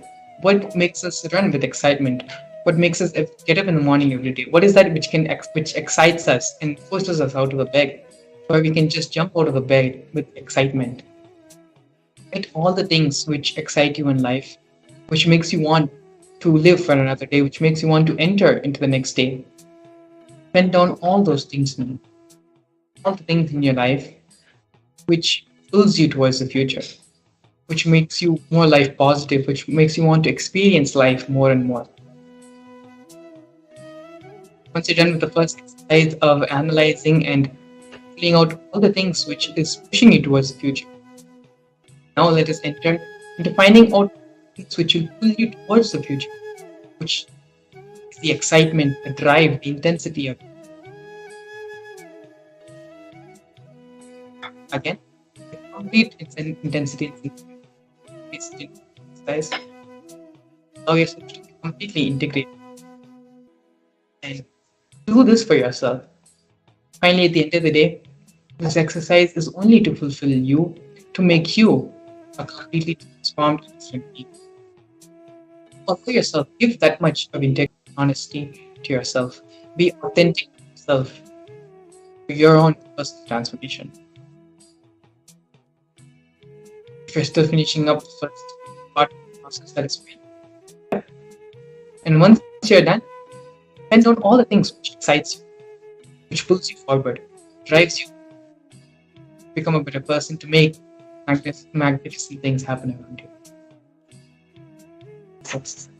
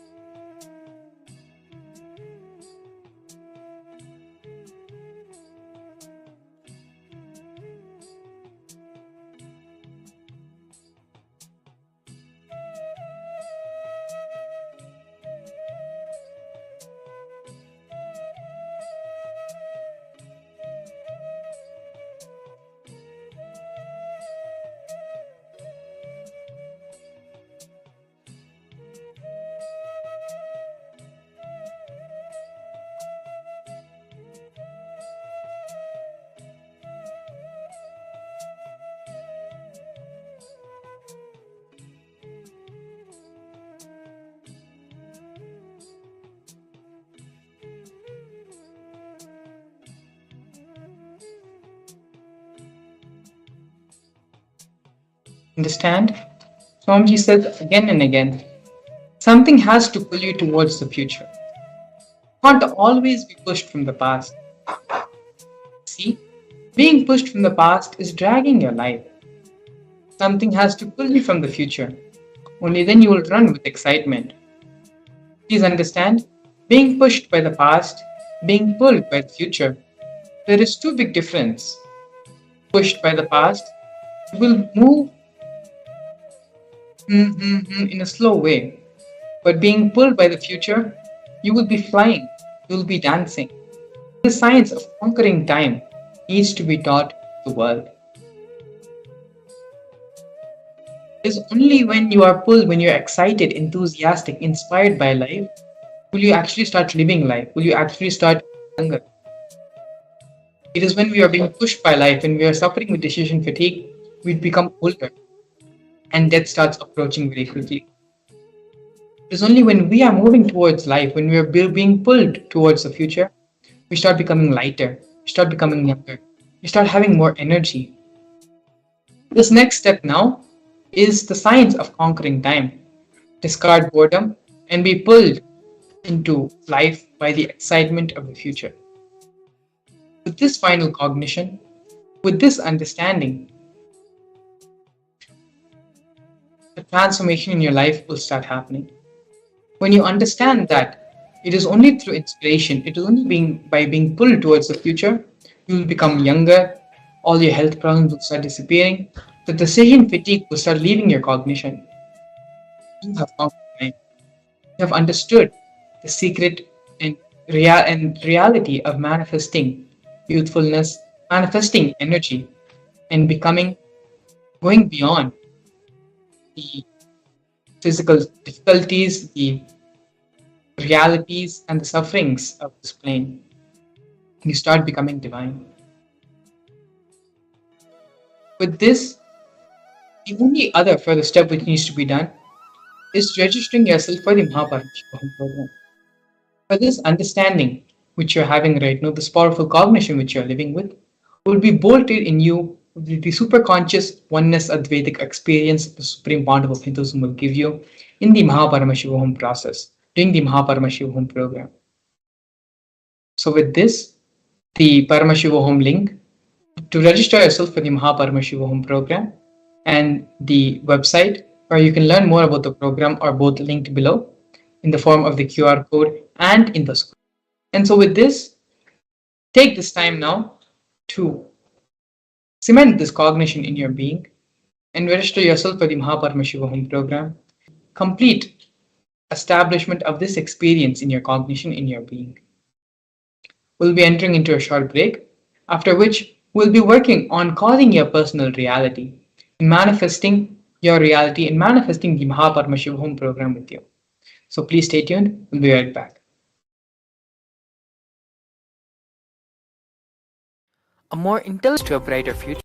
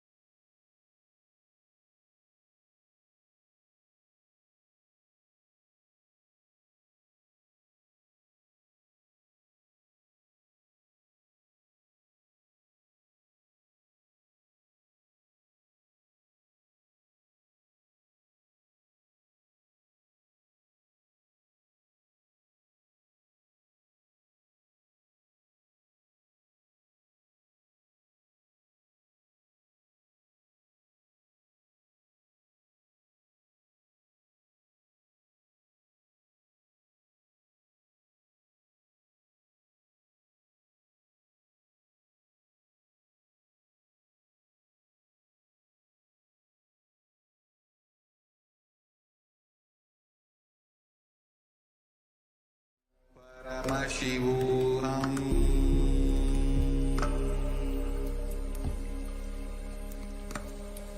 Om Nithyananda Paramashivam.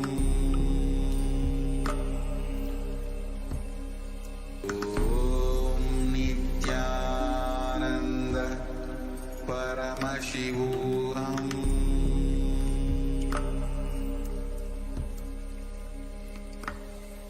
Om Nithyananda Paramashivam.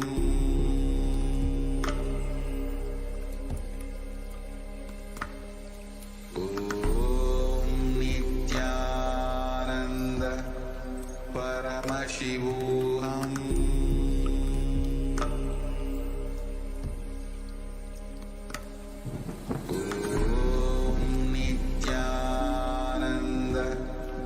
Paramashivam.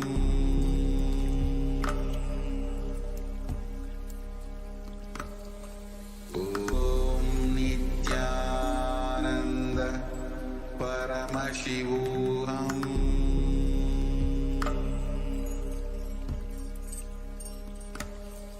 Om Nithyananda Paramashivam.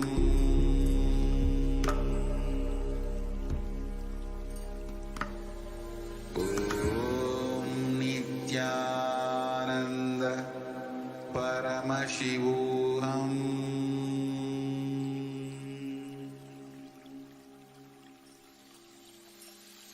I bless you all. Let you all open all your three eyes.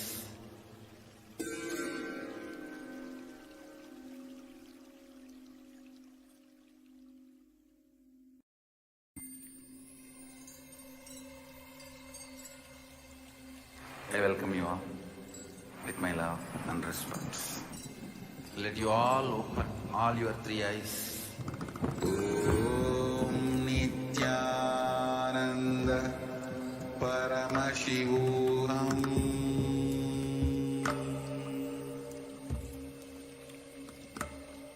Om Nithyananda Paramashivam.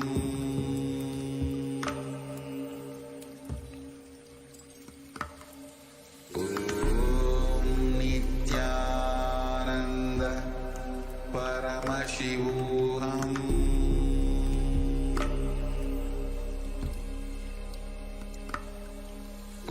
Om Nithyananda Paramashivam. Om Nithyananda Paramashivam. Om Nithyananda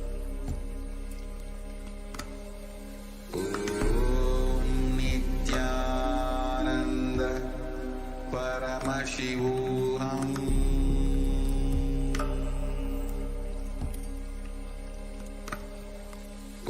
Om Nithyananda Paramashivam.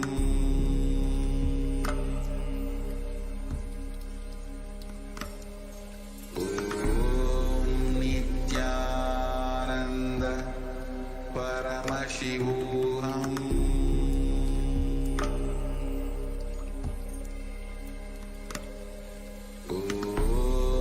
Nithyananda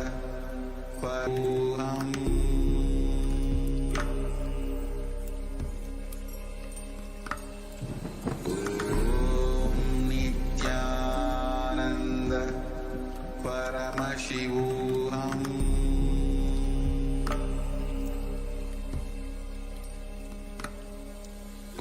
Om Nithyananda Paramashivam.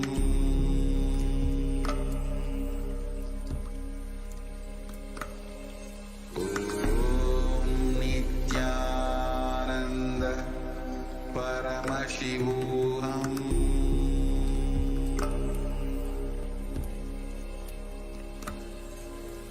Om Nithyananda Paramashivam.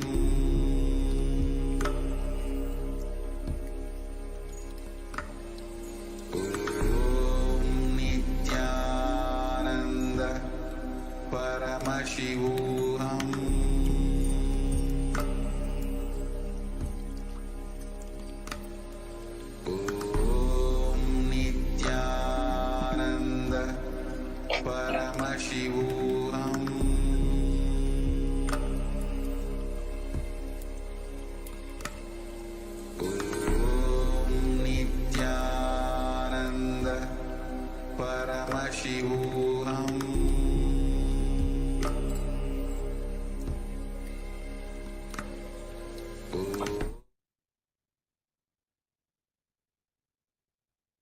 नित्यानन्दं परमसुखदं केवलं ज्ञानमूर्तं द्वन्द्वातीतं गगनसदृशं तत्त्वमस्याधिलक्ष्यम् एकं नित्यं विमलमचलं सर्वदी साक्षिभूतं भावातीतं त्रिगुणरहितं सद्गुरुं तं Namami. Nithyanandam,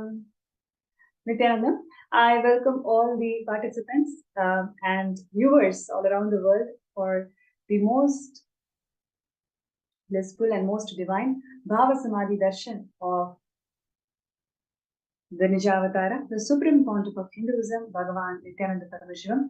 And today, Swamiji is going to manifest as the Somaskandhar Murthy. And I'm sure all the participants and viewers are having amazing time just receiving these blessings and darshans of Swamiji every single day, having these darshans, which is empowering and life transforming to one and all. And we have lots of positive feedback, positive news all around the world about Kailasa and the recognition that Kailasa is receiving from various countries and United Nations. And in today's segment, we are going to be looking into one of the most important contributions of the Supreme Pontiff of Hinduism, which is reviving the ancient kingdoms. Time and again, Avatar has descended in the planet Earth to revive the Sarvanya Pitas whenever there is a destruction in the Dharma, especially in any of the three pillars of Hinduism, whether it is in terms of language or in terms of the Hindu infrastructures or the Shastras. Whenever there is a decline, whenever there is adharma happening in any of these three pillars, Avatar descends to revive through the Sarvanya Pitas. Swamiji has descended to the planet Earth to revive the Sanatana Hindu Dharma, which is undergoing 2000 plus years of persecution. And Swamiji is the emperor and Guru Mahasamidhanam of 21 ancient kingdoms. And one of the most important reviving and bringing it back to life is Shamala Pita Sarvanya Pitam, which is Madhurayadinam. And today's segment, we are going to see some of the most important contributions of Swamiji in reviving the Madhurayadinam, which is very, very dear to his heart, where Swamiji is also incarnation of Madurai Meenakshi herself. And just to share about Madhurayadinam, the Madurai Meenakshi temple, which is actually located in Tamil Nadu, India, it is one of the most popular and very important temples, I would say. It is the spiritual seat of Devi Meenakshi and Lord Somasundareshwara. And literally, the temple town of Madurai is extremely known for its divine leelas of Somasundareshwara and Devi Meenakshi, who lived there, ruled the entire kingdom, and shown the whole of the humanity of what it means to revive this Hindu ecosystem. So, if you take about the lineage of Madhurayadinam, it is about 5,000 years old. And in fact, what we have today in most of the Western civilizations, their own constitutions, their own the jurisprudence, everything is actually a replica of how the Madurai Adinam was functioning. There are enough records in Madurai Adinam which actually shows that the exact jurisprudence that Madurai Adinam had is what was what is followed today in Vatican also. So, so the point that I'm trying to make is it is a very ancient, established, most advanced scientific enlightenment ecosystem that actually flourished in all dimensions of life. So the ancient records clearly suggest that the glory of Madurai Adinam is such. Every single aspect of enlightenment ecosystem literally flourished under this, under the rule of Devi Meenakshi and Lord Somasundareshwara. And the Madurai Adinam is Hindu Adi-Shaivite monastery, and it is actually world's oldest surviving monastic order. It is the world's oldest surviving monastic order. It has this kind of legacy, and Swamiji is the current Guru Mahasannidhanam of this Madurai Adinam. And it is established by the incarnations, like I mentioned, Devi Meenakshi and Bhagavan Somasundareshwara. And literally, they came down and ruled the entire city of Madurai, and it was revived by Nithyananda Sambandar, and followed by him, several enlightened masters held the greatest seat of Madurai Adinam and shown the whole world the legacy, the spiritual legitimacy, economic legitimacy, and the religious legitimacy of Madurai Adinam to the whole world. And coming into that lineage is what we have Swamiji, who assumed the responsibility of being the Guru Mahasannidhanam of Madurai Adinam in 2012. So,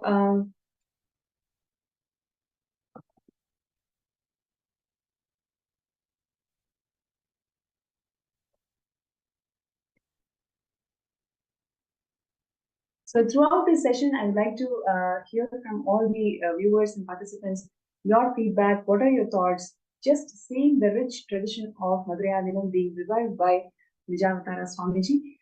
Whatever you'd like to share with us, please feel free to share in the YouTube comments or Facebook comments, and also in the MPSN group. You can actually see a QR code that's being flashed on the screen. You can take a scan of it, and then you'll be directly led to the MPSN group, where you can start posting your comments, feedbacks throughout the session.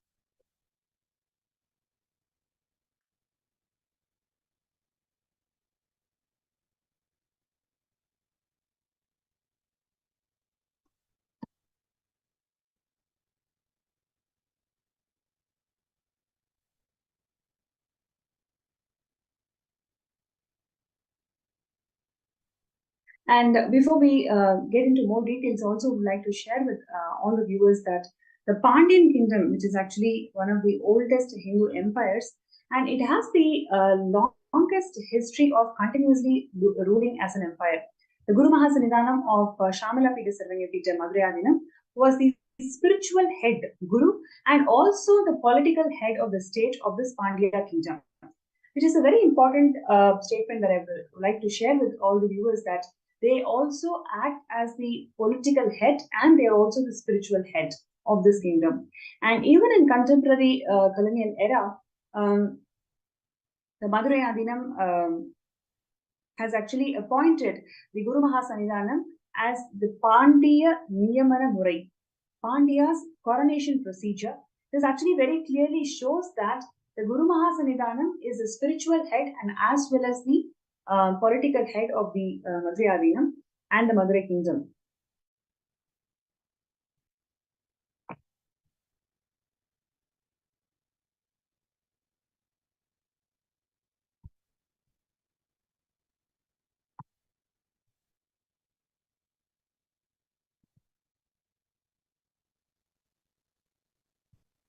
Yes, and what you are seeing here today is the beautiful and most divine coronation of Swamiji as Madurai Guru Mahasannidhanam of Madurai Adinam. Literally, Devi Meenakshi appeared in the dream of the 292nd Guru Mahasannidhanam, saying that it is going to be Swamiji who will rule the Madurai kingdom as the Guru Mahasannidhanam and the political head of Madurai city. Based on the guidance and directions given by Devi Meenakshi, the 292nd Guru Mahasannidhanam came and graced with this responsibility that Swamiji has taken up as the 293rd Guru Mahasannidhanam of Madurai Adinam. You can see here the grand coronation celebrations happening in Vidhi, where Swamiji is assuming the responsibility as the Guru Mahasannidhanam of Madurai.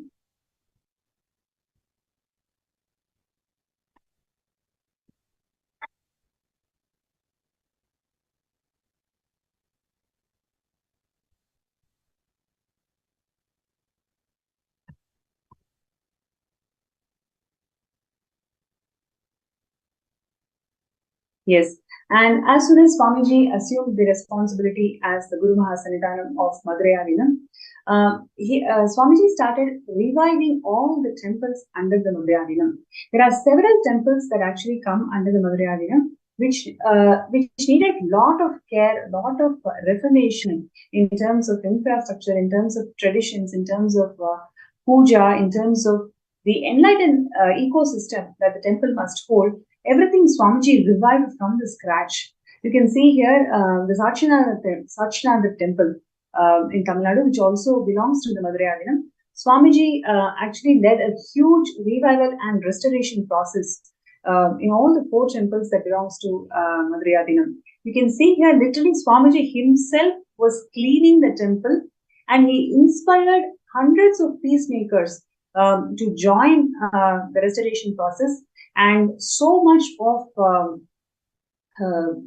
hard work and inspiring each and every person out there to understand the legacy that the Madurai was holding.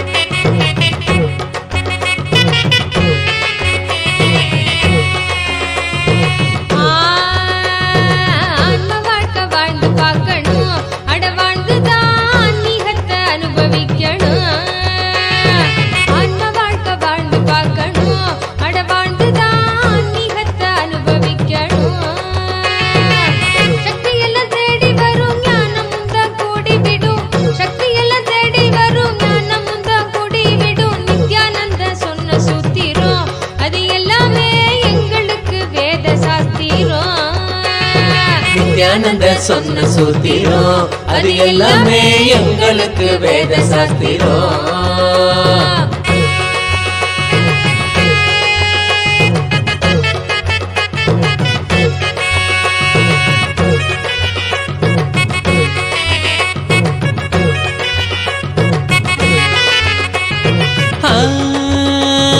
பக்தியுடன் பாடிடும் பிரார்த்தனையும் சோஸ்திரம் நித்யனவன் காலடியில் கொண்டு நம்ம சேர்த்திடும். பக்தியுடன் பாடிடும் பிரார்த்தனையும் சோத்திரம் நித்யனவன் காலடியில் கொண்டு நம்ம சேர்த்திடும்.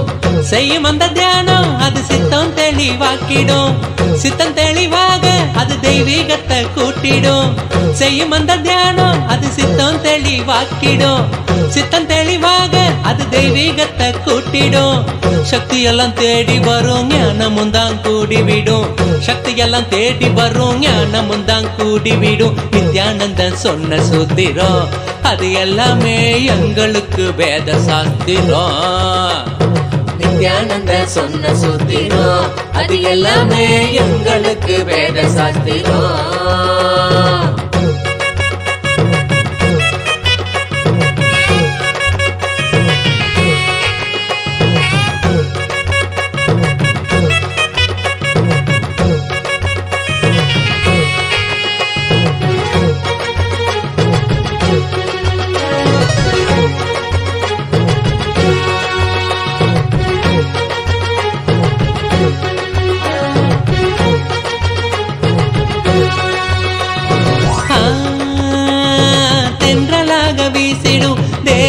சிலிர்த்திடும் சொந்தமாக்க எண்ணி எண்ணிவிட சேர்ந்திடாம ஓடிடும். தென்றலாக வீசிடும், தேகந்தால் சிலிர்த்திடும், சொந்தமாக்க எண்ணிவிட சேர்த்திடாம ஓடிடும். கைகளும் துறக்க அது கனிவுடனே நிறைஞ்சிடும், இதயத்துக்குள்ள இனிதாக வரும் ஆனந்தம். கைகளும் துறக்க அது கனிவுடனே நிறைஞ்சிடும், இதயத்துக்குள்ள இனிதாக வரும் ஆனந்தம். சக்தியெல்லாம் தேடி வரும், ஞானமும் தான் கூடிவிடும்.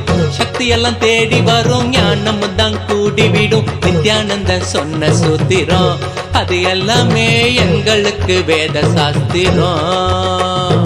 நித்யானந்த சொன்ன சூத்திரம் அது எல்லாமே எங்களுக்கு வேத சாஸ்திரம்.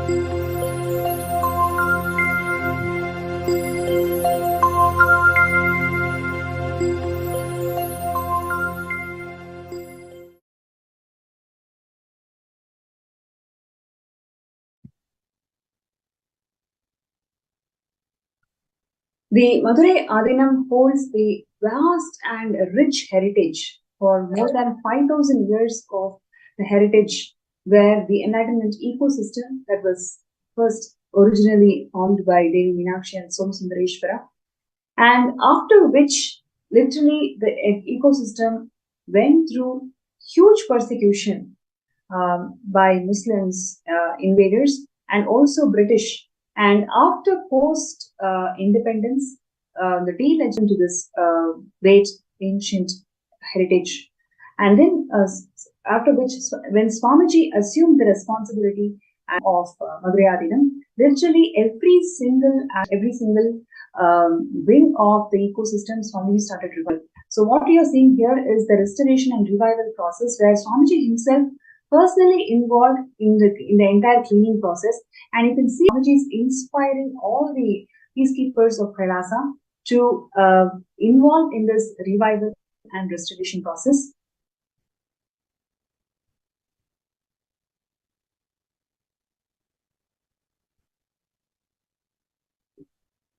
Yes.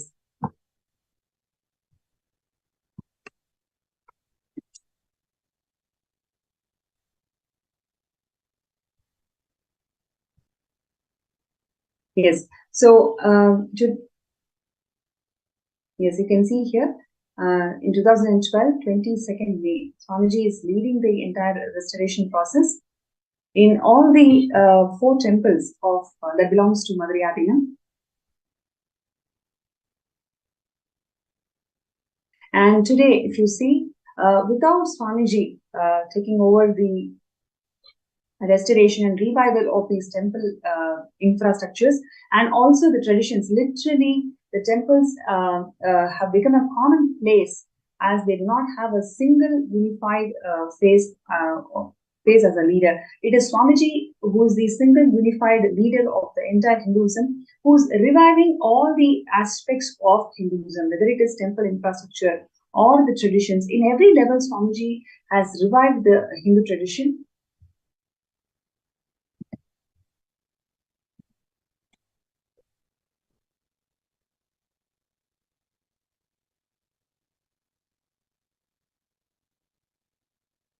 Yes, once again, you can see here how Swamiji is inspecting the entire restoration process and at the same time guiding all the peacekeepers.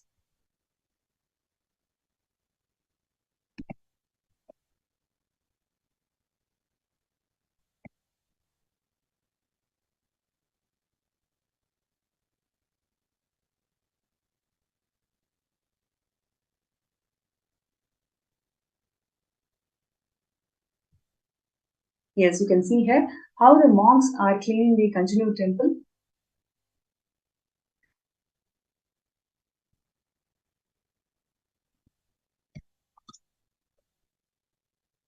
And not only cleaning and restoring temples, Swamiji also revived the Annadan. And the tradition of Annadan that Swamiji started right from 2000 when the mission of Kailasa started, Swamiji revived the Annadan tradition in Madurai. And literally every single day, 2,000 people used to be fed. And the tradition is continuing even till today. Every single Brahmotsavam, every single Paurnami, every single Amavasya, today's Shamala Pita Sarangati temple, the Madurai Adinam that Swamiji has established, Annadan happens even till today.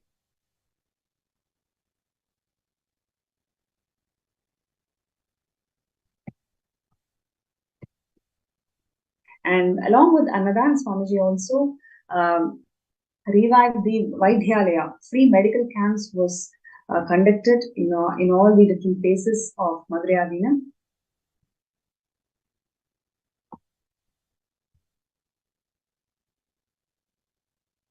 Free multi-speciality medical camps with free diagnosis and treatment was offered to all the people who belong to Madurai Kingdom.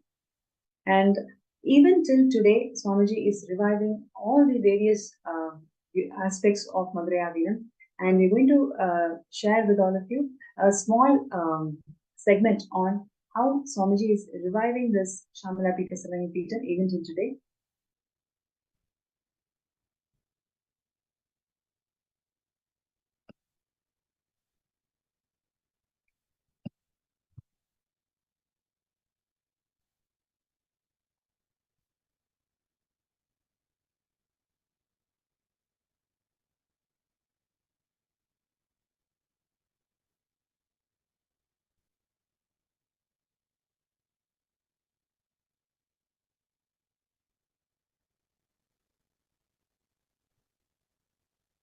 Yes.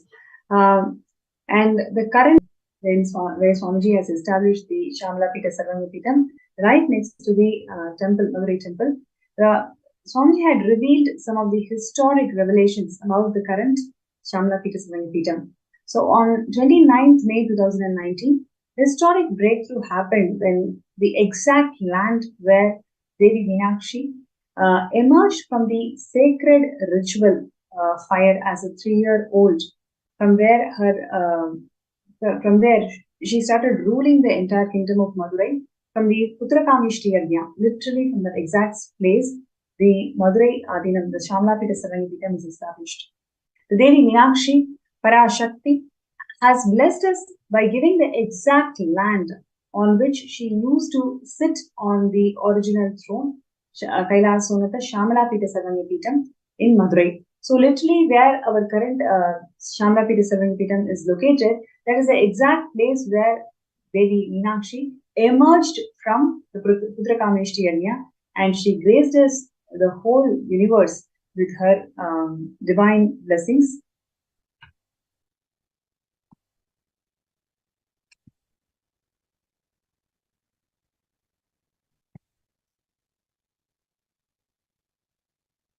And the revival of Kailasa, established by Paramashivam himself, the cosmic principles as per Sanatana Hindu Dharma, has started with Devi Meenakshi through a divine revelation to Swamiji, showing the exact land where she sat in her original throne, and she was ruling the entire Madurai. So that's the exact place where the Garbha Mandir of the current Shamala Pita Sarangi Pitam is there.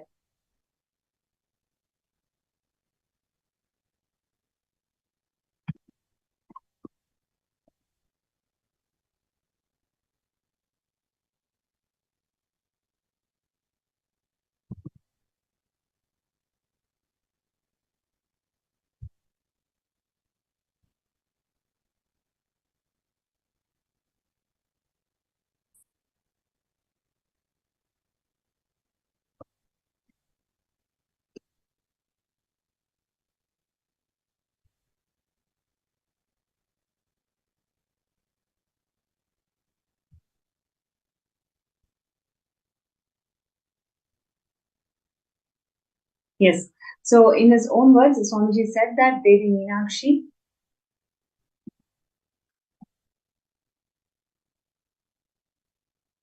has blessed us all by giving the exact land on which she used to sit on her original throne, ruling the entire kingdom of Madurai.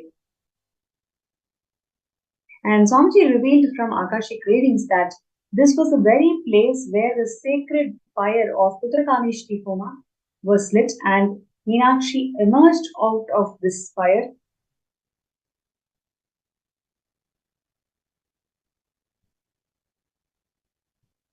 And in Madurai Adinam,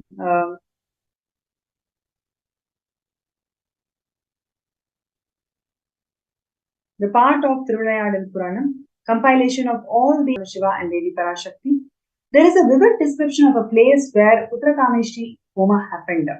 Lines like the Velvi, the Homa conducted by Kuruvarar in the eastern side of the temple, where Lord Indra stays, confirms the location. Literally, the current Shyamala Sarvanya Peetham is exactly located in the same place where the Putrakamishti Yajna was conducted.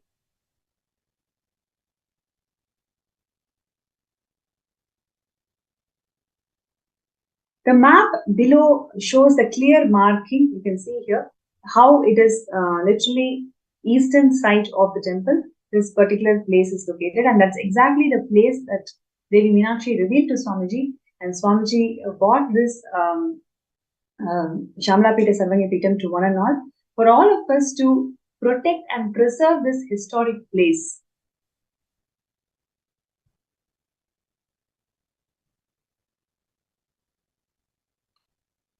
And on 6th of June 2019, Swamiji has revived the Shyamala Sarvanya Peetham, the world's oldest apex body of Sanatana Hindu Dharma, and it is now being revived to become the world's largest apex body of Hinduism.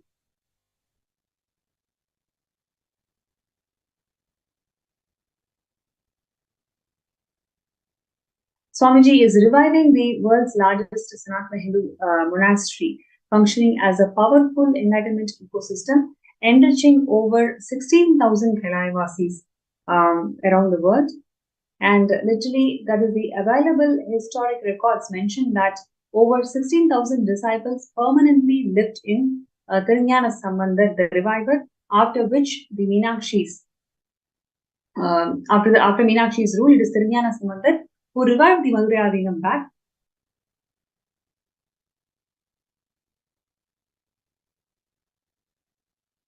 Now, what you're seeing here is the beautiful pictures of the current Shyamala Sarvanya Peetham, which is located inside the Madurai Devi temple. And every day, Nitya Puja of offerings happen to the deities of Meenakshi, Somasundareshwara, and Tirunjana Sambandhar, and Swamiji himself.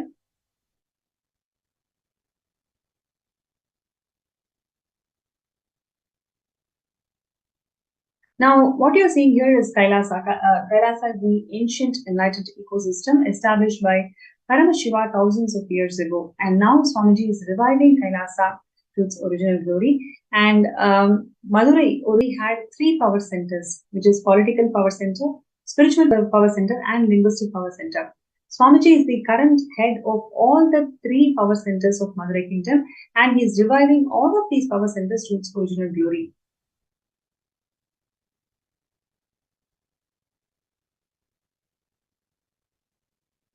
Yes, this is a beautiful contribution of Swamiji, where you can literally see all the deities of Madurai Adinam. Swamiji personally micromanages the jewels, and each of these jewels are prepared and designed by Swamiji through Kailasa's Sacred Arts University.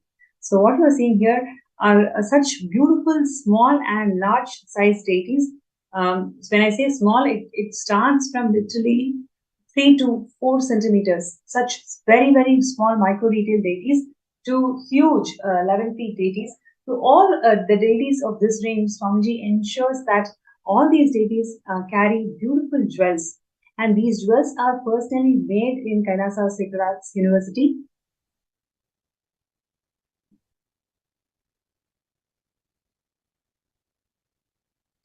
Yes, so the world's largest Sacred Arts University, the place where gods take birth, literally Archavataras, they are given birth in this university.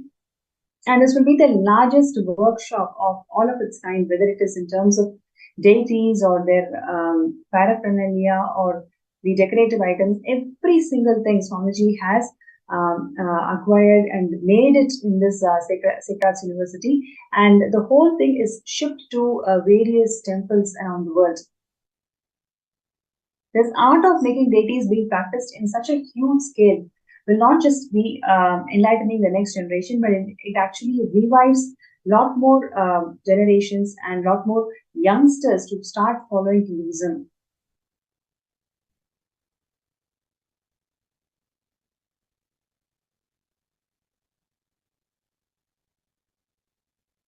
Yes, you can see more beautiful deities of Shamalapita Sarangapitam, where literally all these deities are personally designed with these jewels and decorations by Swamiji.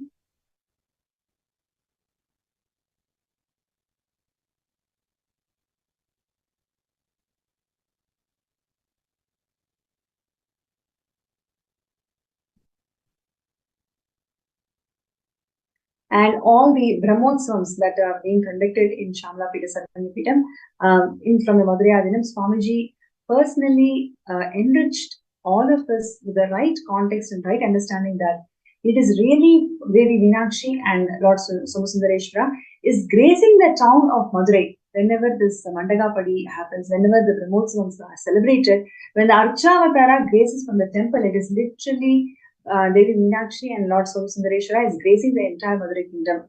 So till today, Swamiji offers his respects to Devi Meenakshi and Bhagavan Somasundareshwara. He personally graces into a video conferencing to the whole world as a representation of Devi Meenakshi herself and Paramashiva himself. Swamiji literally as Nijavatara, he graces the whole world whenever the deity steps out of the temple.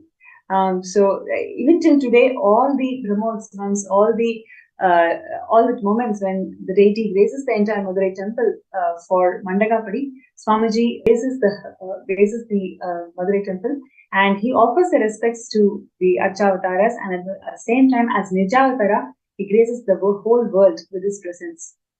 And what you're seeing here is one other contribution where the science of yoga that's being revived in the Shamalapita Sarangapitam. And we also saw the temple tower is being always projected. The Indra Vimana is always projected in Kailasa's digital platforms in such a way that people around the world, all the Hindus, take the darshan of Indra Vimana of Madhurayadinam. He is reviving the Rajavidya Gurukul through Madhurayadinam. Actually, world's largest Rajavidya Gurukul Swamiji wants to establish in Madhurayadinam. And literally like how it used to be when ruled the Madhurayadinam, Swamiji wants to revive all its aspects, whether it is temple, whether it is Goshala, every single aspect and pillars of Hinduism, Swamiji wants to revive.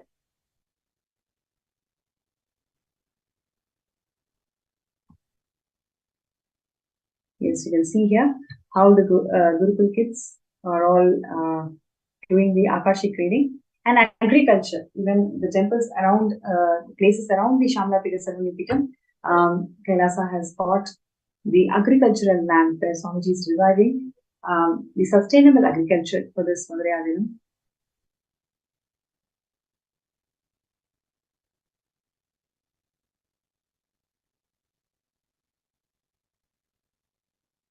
And Annadan, like I mentioned, Annadan is continuously happening. Every single Brahmotsavam, every single Mandagapadi days, Paurnami and Amavasya, the Shamalapita Sarangapitam is literally offering the Satvik Annadhan to the entire kingdom of Madurai.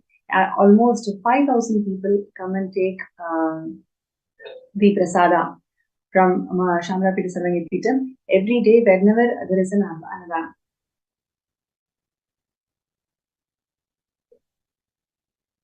And even during the COVID-19, when the whole world closed their doors, Swamiji opened his spiritual embassies to one another. What you're seeing here is the Annadan that used to happen during the COVID-19 period.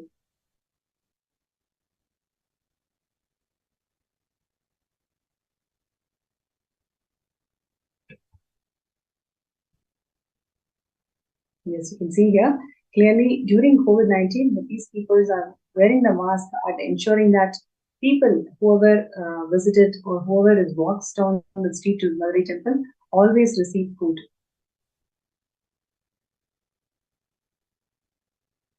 And Swamiji also takes care of the Goshala, cow shelters in Valdayadina.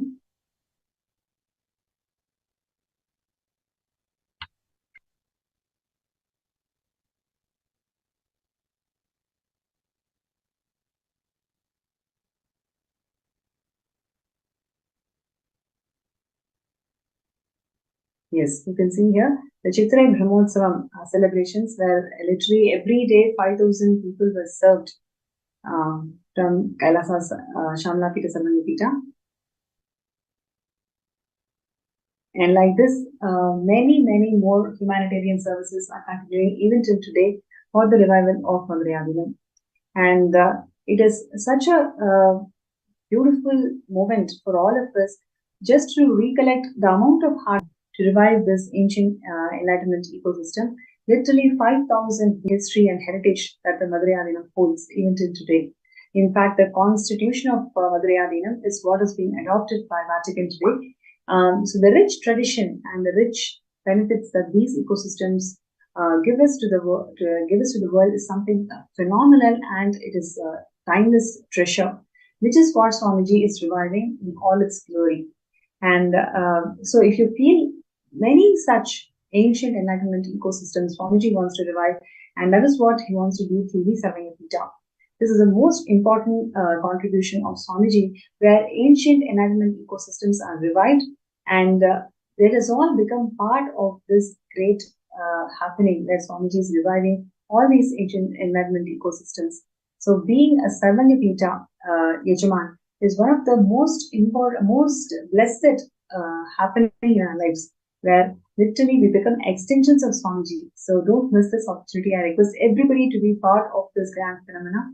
And you can sign up your intention to be part of Sarvanyapita by signing up in skSJP.org/contribute. So I request all the viewers out there to take 2 minutes to sign up your intention, sign up your decision to be part of Shamlapita Sarvanyapita and revival of many such ancient enlightenment kingdoms. Your support to Sarvanyapita project actually shows your decision to become extension of Swamiji. So take a few minutes to file your intention, skSJP.org/contribute. And your decision to file the intention will literally help you to manifest the space and state of a Sarvanyapita Yajaman. And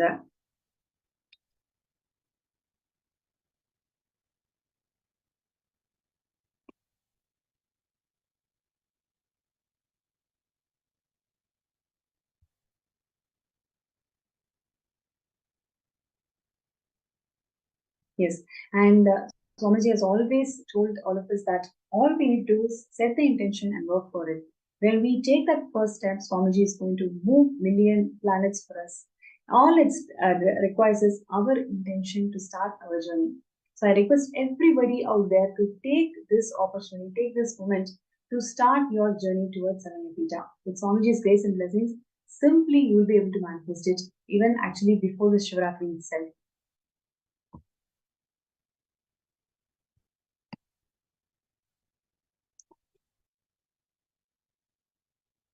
And today, joining with me is Indra Vishwanath, sorry, Asha Vishwanath from California.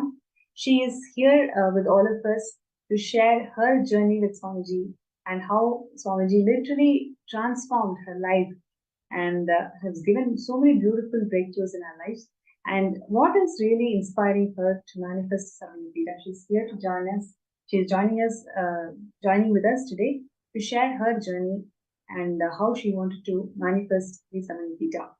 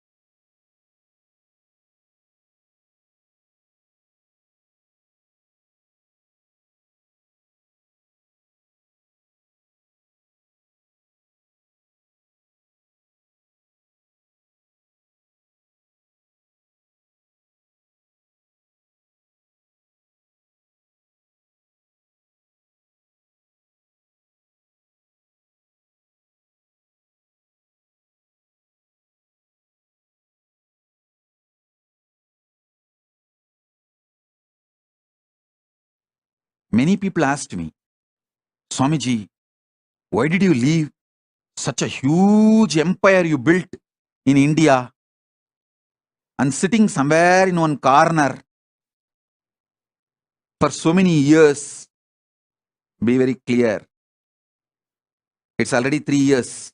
I left India. More than 3 years.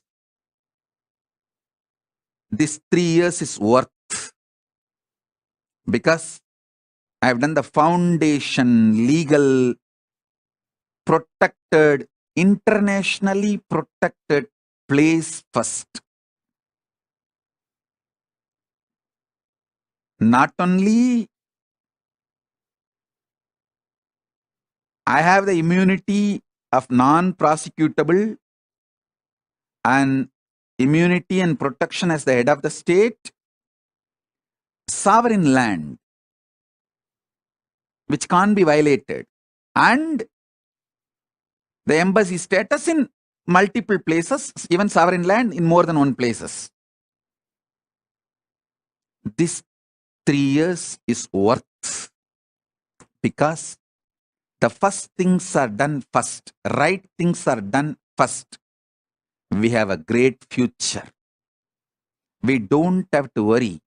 Will there be any end like what happened, what has been done to Asaram Babu's organization? What has been done to Sant Rampal's ecosystem? What has been done to Ram Rahim's ecosystem? What has been done to this Palgar Sadhus, and what has been done to Kanchimat? You don't need to worry, because I have done the right things first. That's a spend little time, study how each Hindu ecosystem is persecuted in last 100 years. Listen, whether Kanchimat or Asaram Babu or Ram Rahim or Sant Rampal or Shivashankar Baba, all of them, all their organizations, with so much of hard work, they build the Hindu ecosystem like a beautiful honeycomb. But just some thief comes and robs the whole thing and takes it away. But again, you guys Hindus will work hard and build it like a honeycomb. Again, somebody else will come and steal. Be very clear. I am not interested in this game. That is why I decided very clearly, I will build the fort first. Proper stone fort. Then build the honeycomb, so it will stay forever and work forever. Support the Hindus forever. Keep the Hindu ecosystem forever alive. Be very clear. I understood this secret. I started my public life at the age of 16. Within 10 years, by 25, I understood. Without making a proper protection system, any immunity from all prosecution in writing, legally valid, from the British government till the British time.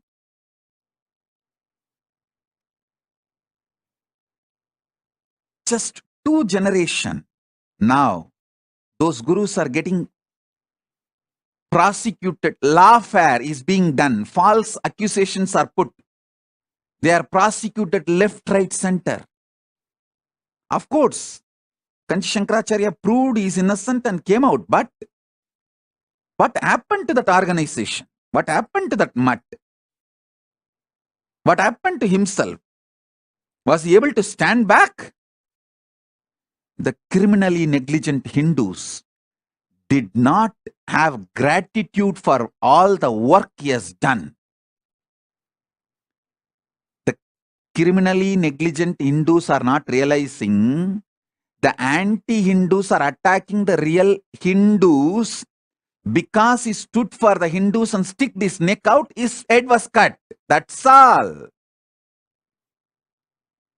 So that is like a message. No one else should stick their neck out for Hinduism.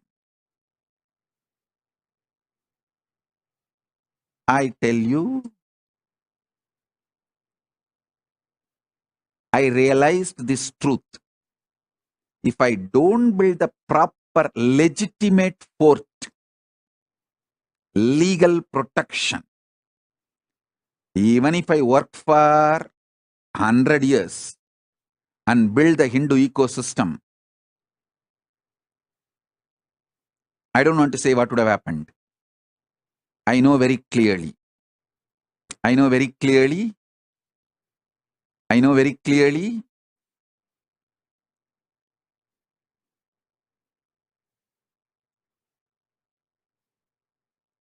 I wanted to tell all my disciples, listen. The good news I have for all of you is, by the grace of Paramashiva, we already have a sovereign territory in more than one place for Kailasa and diplomatic relationship with many countries for Kailasa, and I am safe. We are going to be safe forever. That is the good news I have for all my disciples. So all your effort, you are all putting time, treasure, talent and building this Kailasa will be useful forever. It cannot be hijacked, destroyed by anyone, because I made a proper foundation, protection, fortress. Then started building the honeycomb. I did the first things first. Be very clear. Be very clear. First things first.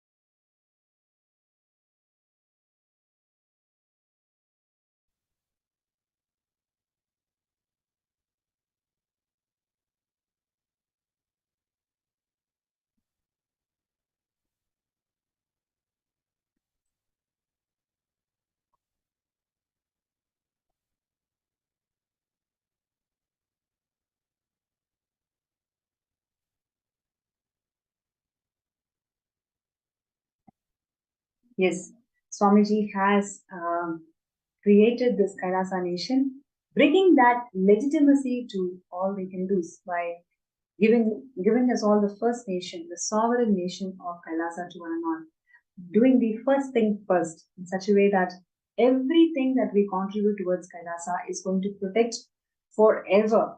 And your contribution to Kailasa through Savingapita is not just going to be there for few hundred years, but rather few thousands of years. It's going to be there, serving the whole of the humanity. So your decision to become a Savingapita Yajman is going to serve the humanity eternally. And on that note, it's my pleasure to welcome Ma Indra, Ma Asha Vishwanath from California to our segment today. Nithyananda. Thank you so much for joining the segment today. And I'm sure all of us are really excited and looking forward to hear from you, your journey, your moments with Avatar. We've attended so many programs, so many beautiful blessings and darshans from Swamiji. Would like to hear from you what really inspired you in this journey and how Swamiji made your life magical. Nithyananda, thank you. Can you hear me? Okay. Yes, we can hear you. Please go ahead. So my journey with Swamiji started in 2007 when my friend Chitra invited me to come to watch him at Dianza College, locally here.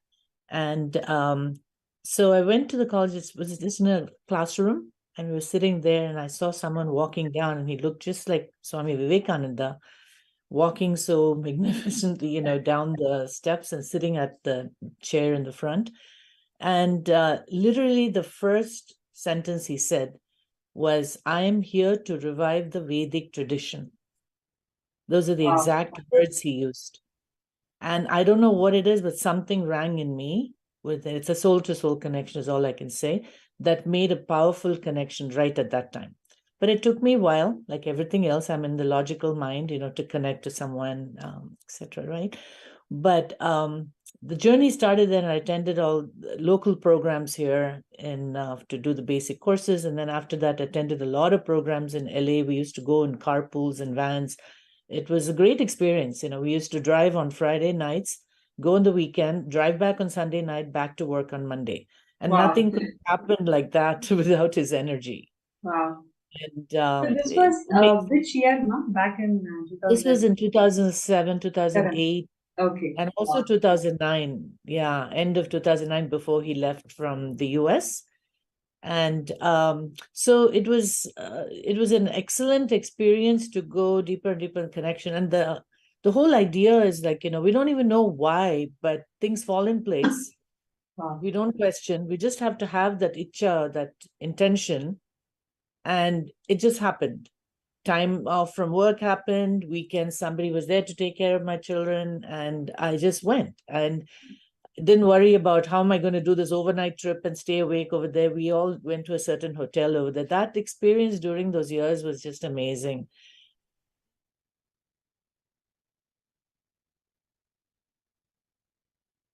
Ma Asha, I'm not able Yeah. to hear you. Oh, Yeah, now I can hear you. Please better? go. Yeah. Yeah. So he had and he said as part of the darshan, he said, make sure that you come to the LA temple inauguration. Okay. And I said, yes, Swamiji. And I said, okay. And then later on, they were planning to do on a certain date. I was planning to go there at that time, make it earlier. And I didn't know about that. And I was at a friend's house and I was talking to her about Swamiji, and I was just typing in the word Nithyananda, getting into the website. As I'm doing that, I get a call from LA, and immediately they say, I'm part of the San Jose Sangha here, right? So I'm here in San Jose area. And so we all used to group and go. And then this friend was just talking to me, and immediately I get a phone call from LA, and they're saying, oh, we're opening earlier, come over. And that's it, right? Right when I'm telling someone, enriching someone, that happens. And then after that, I'm figuring out, okay, now how am I going to take time off? How am I going to manage the house, leave the house and leave the kids, etc. And then everything fell in place again. And I landed up at the opening just as he blessed, right? Wow. And so these are the kind of things that I think he pulls us like a magnet towards him without us even knowing what it is. And the way he talks to you in Energy Darshan, it's like, so compassionate. And there's someone there to take care of you, your father, your mother, everything, right? And then similarly in India, when I went to all the programs also, right, we look forward to that Energy Darshan. And of course, when you go up there, we forget everything because we don't want anything. We're just completely blank. So I always made sure I wrote down on paper. Sometimes I'd be embarrassed. I've got 2 sheets of paper. One time I wrote a very short one. And then I somebody on the side who was helping one of the volunteers was showing him the sheet.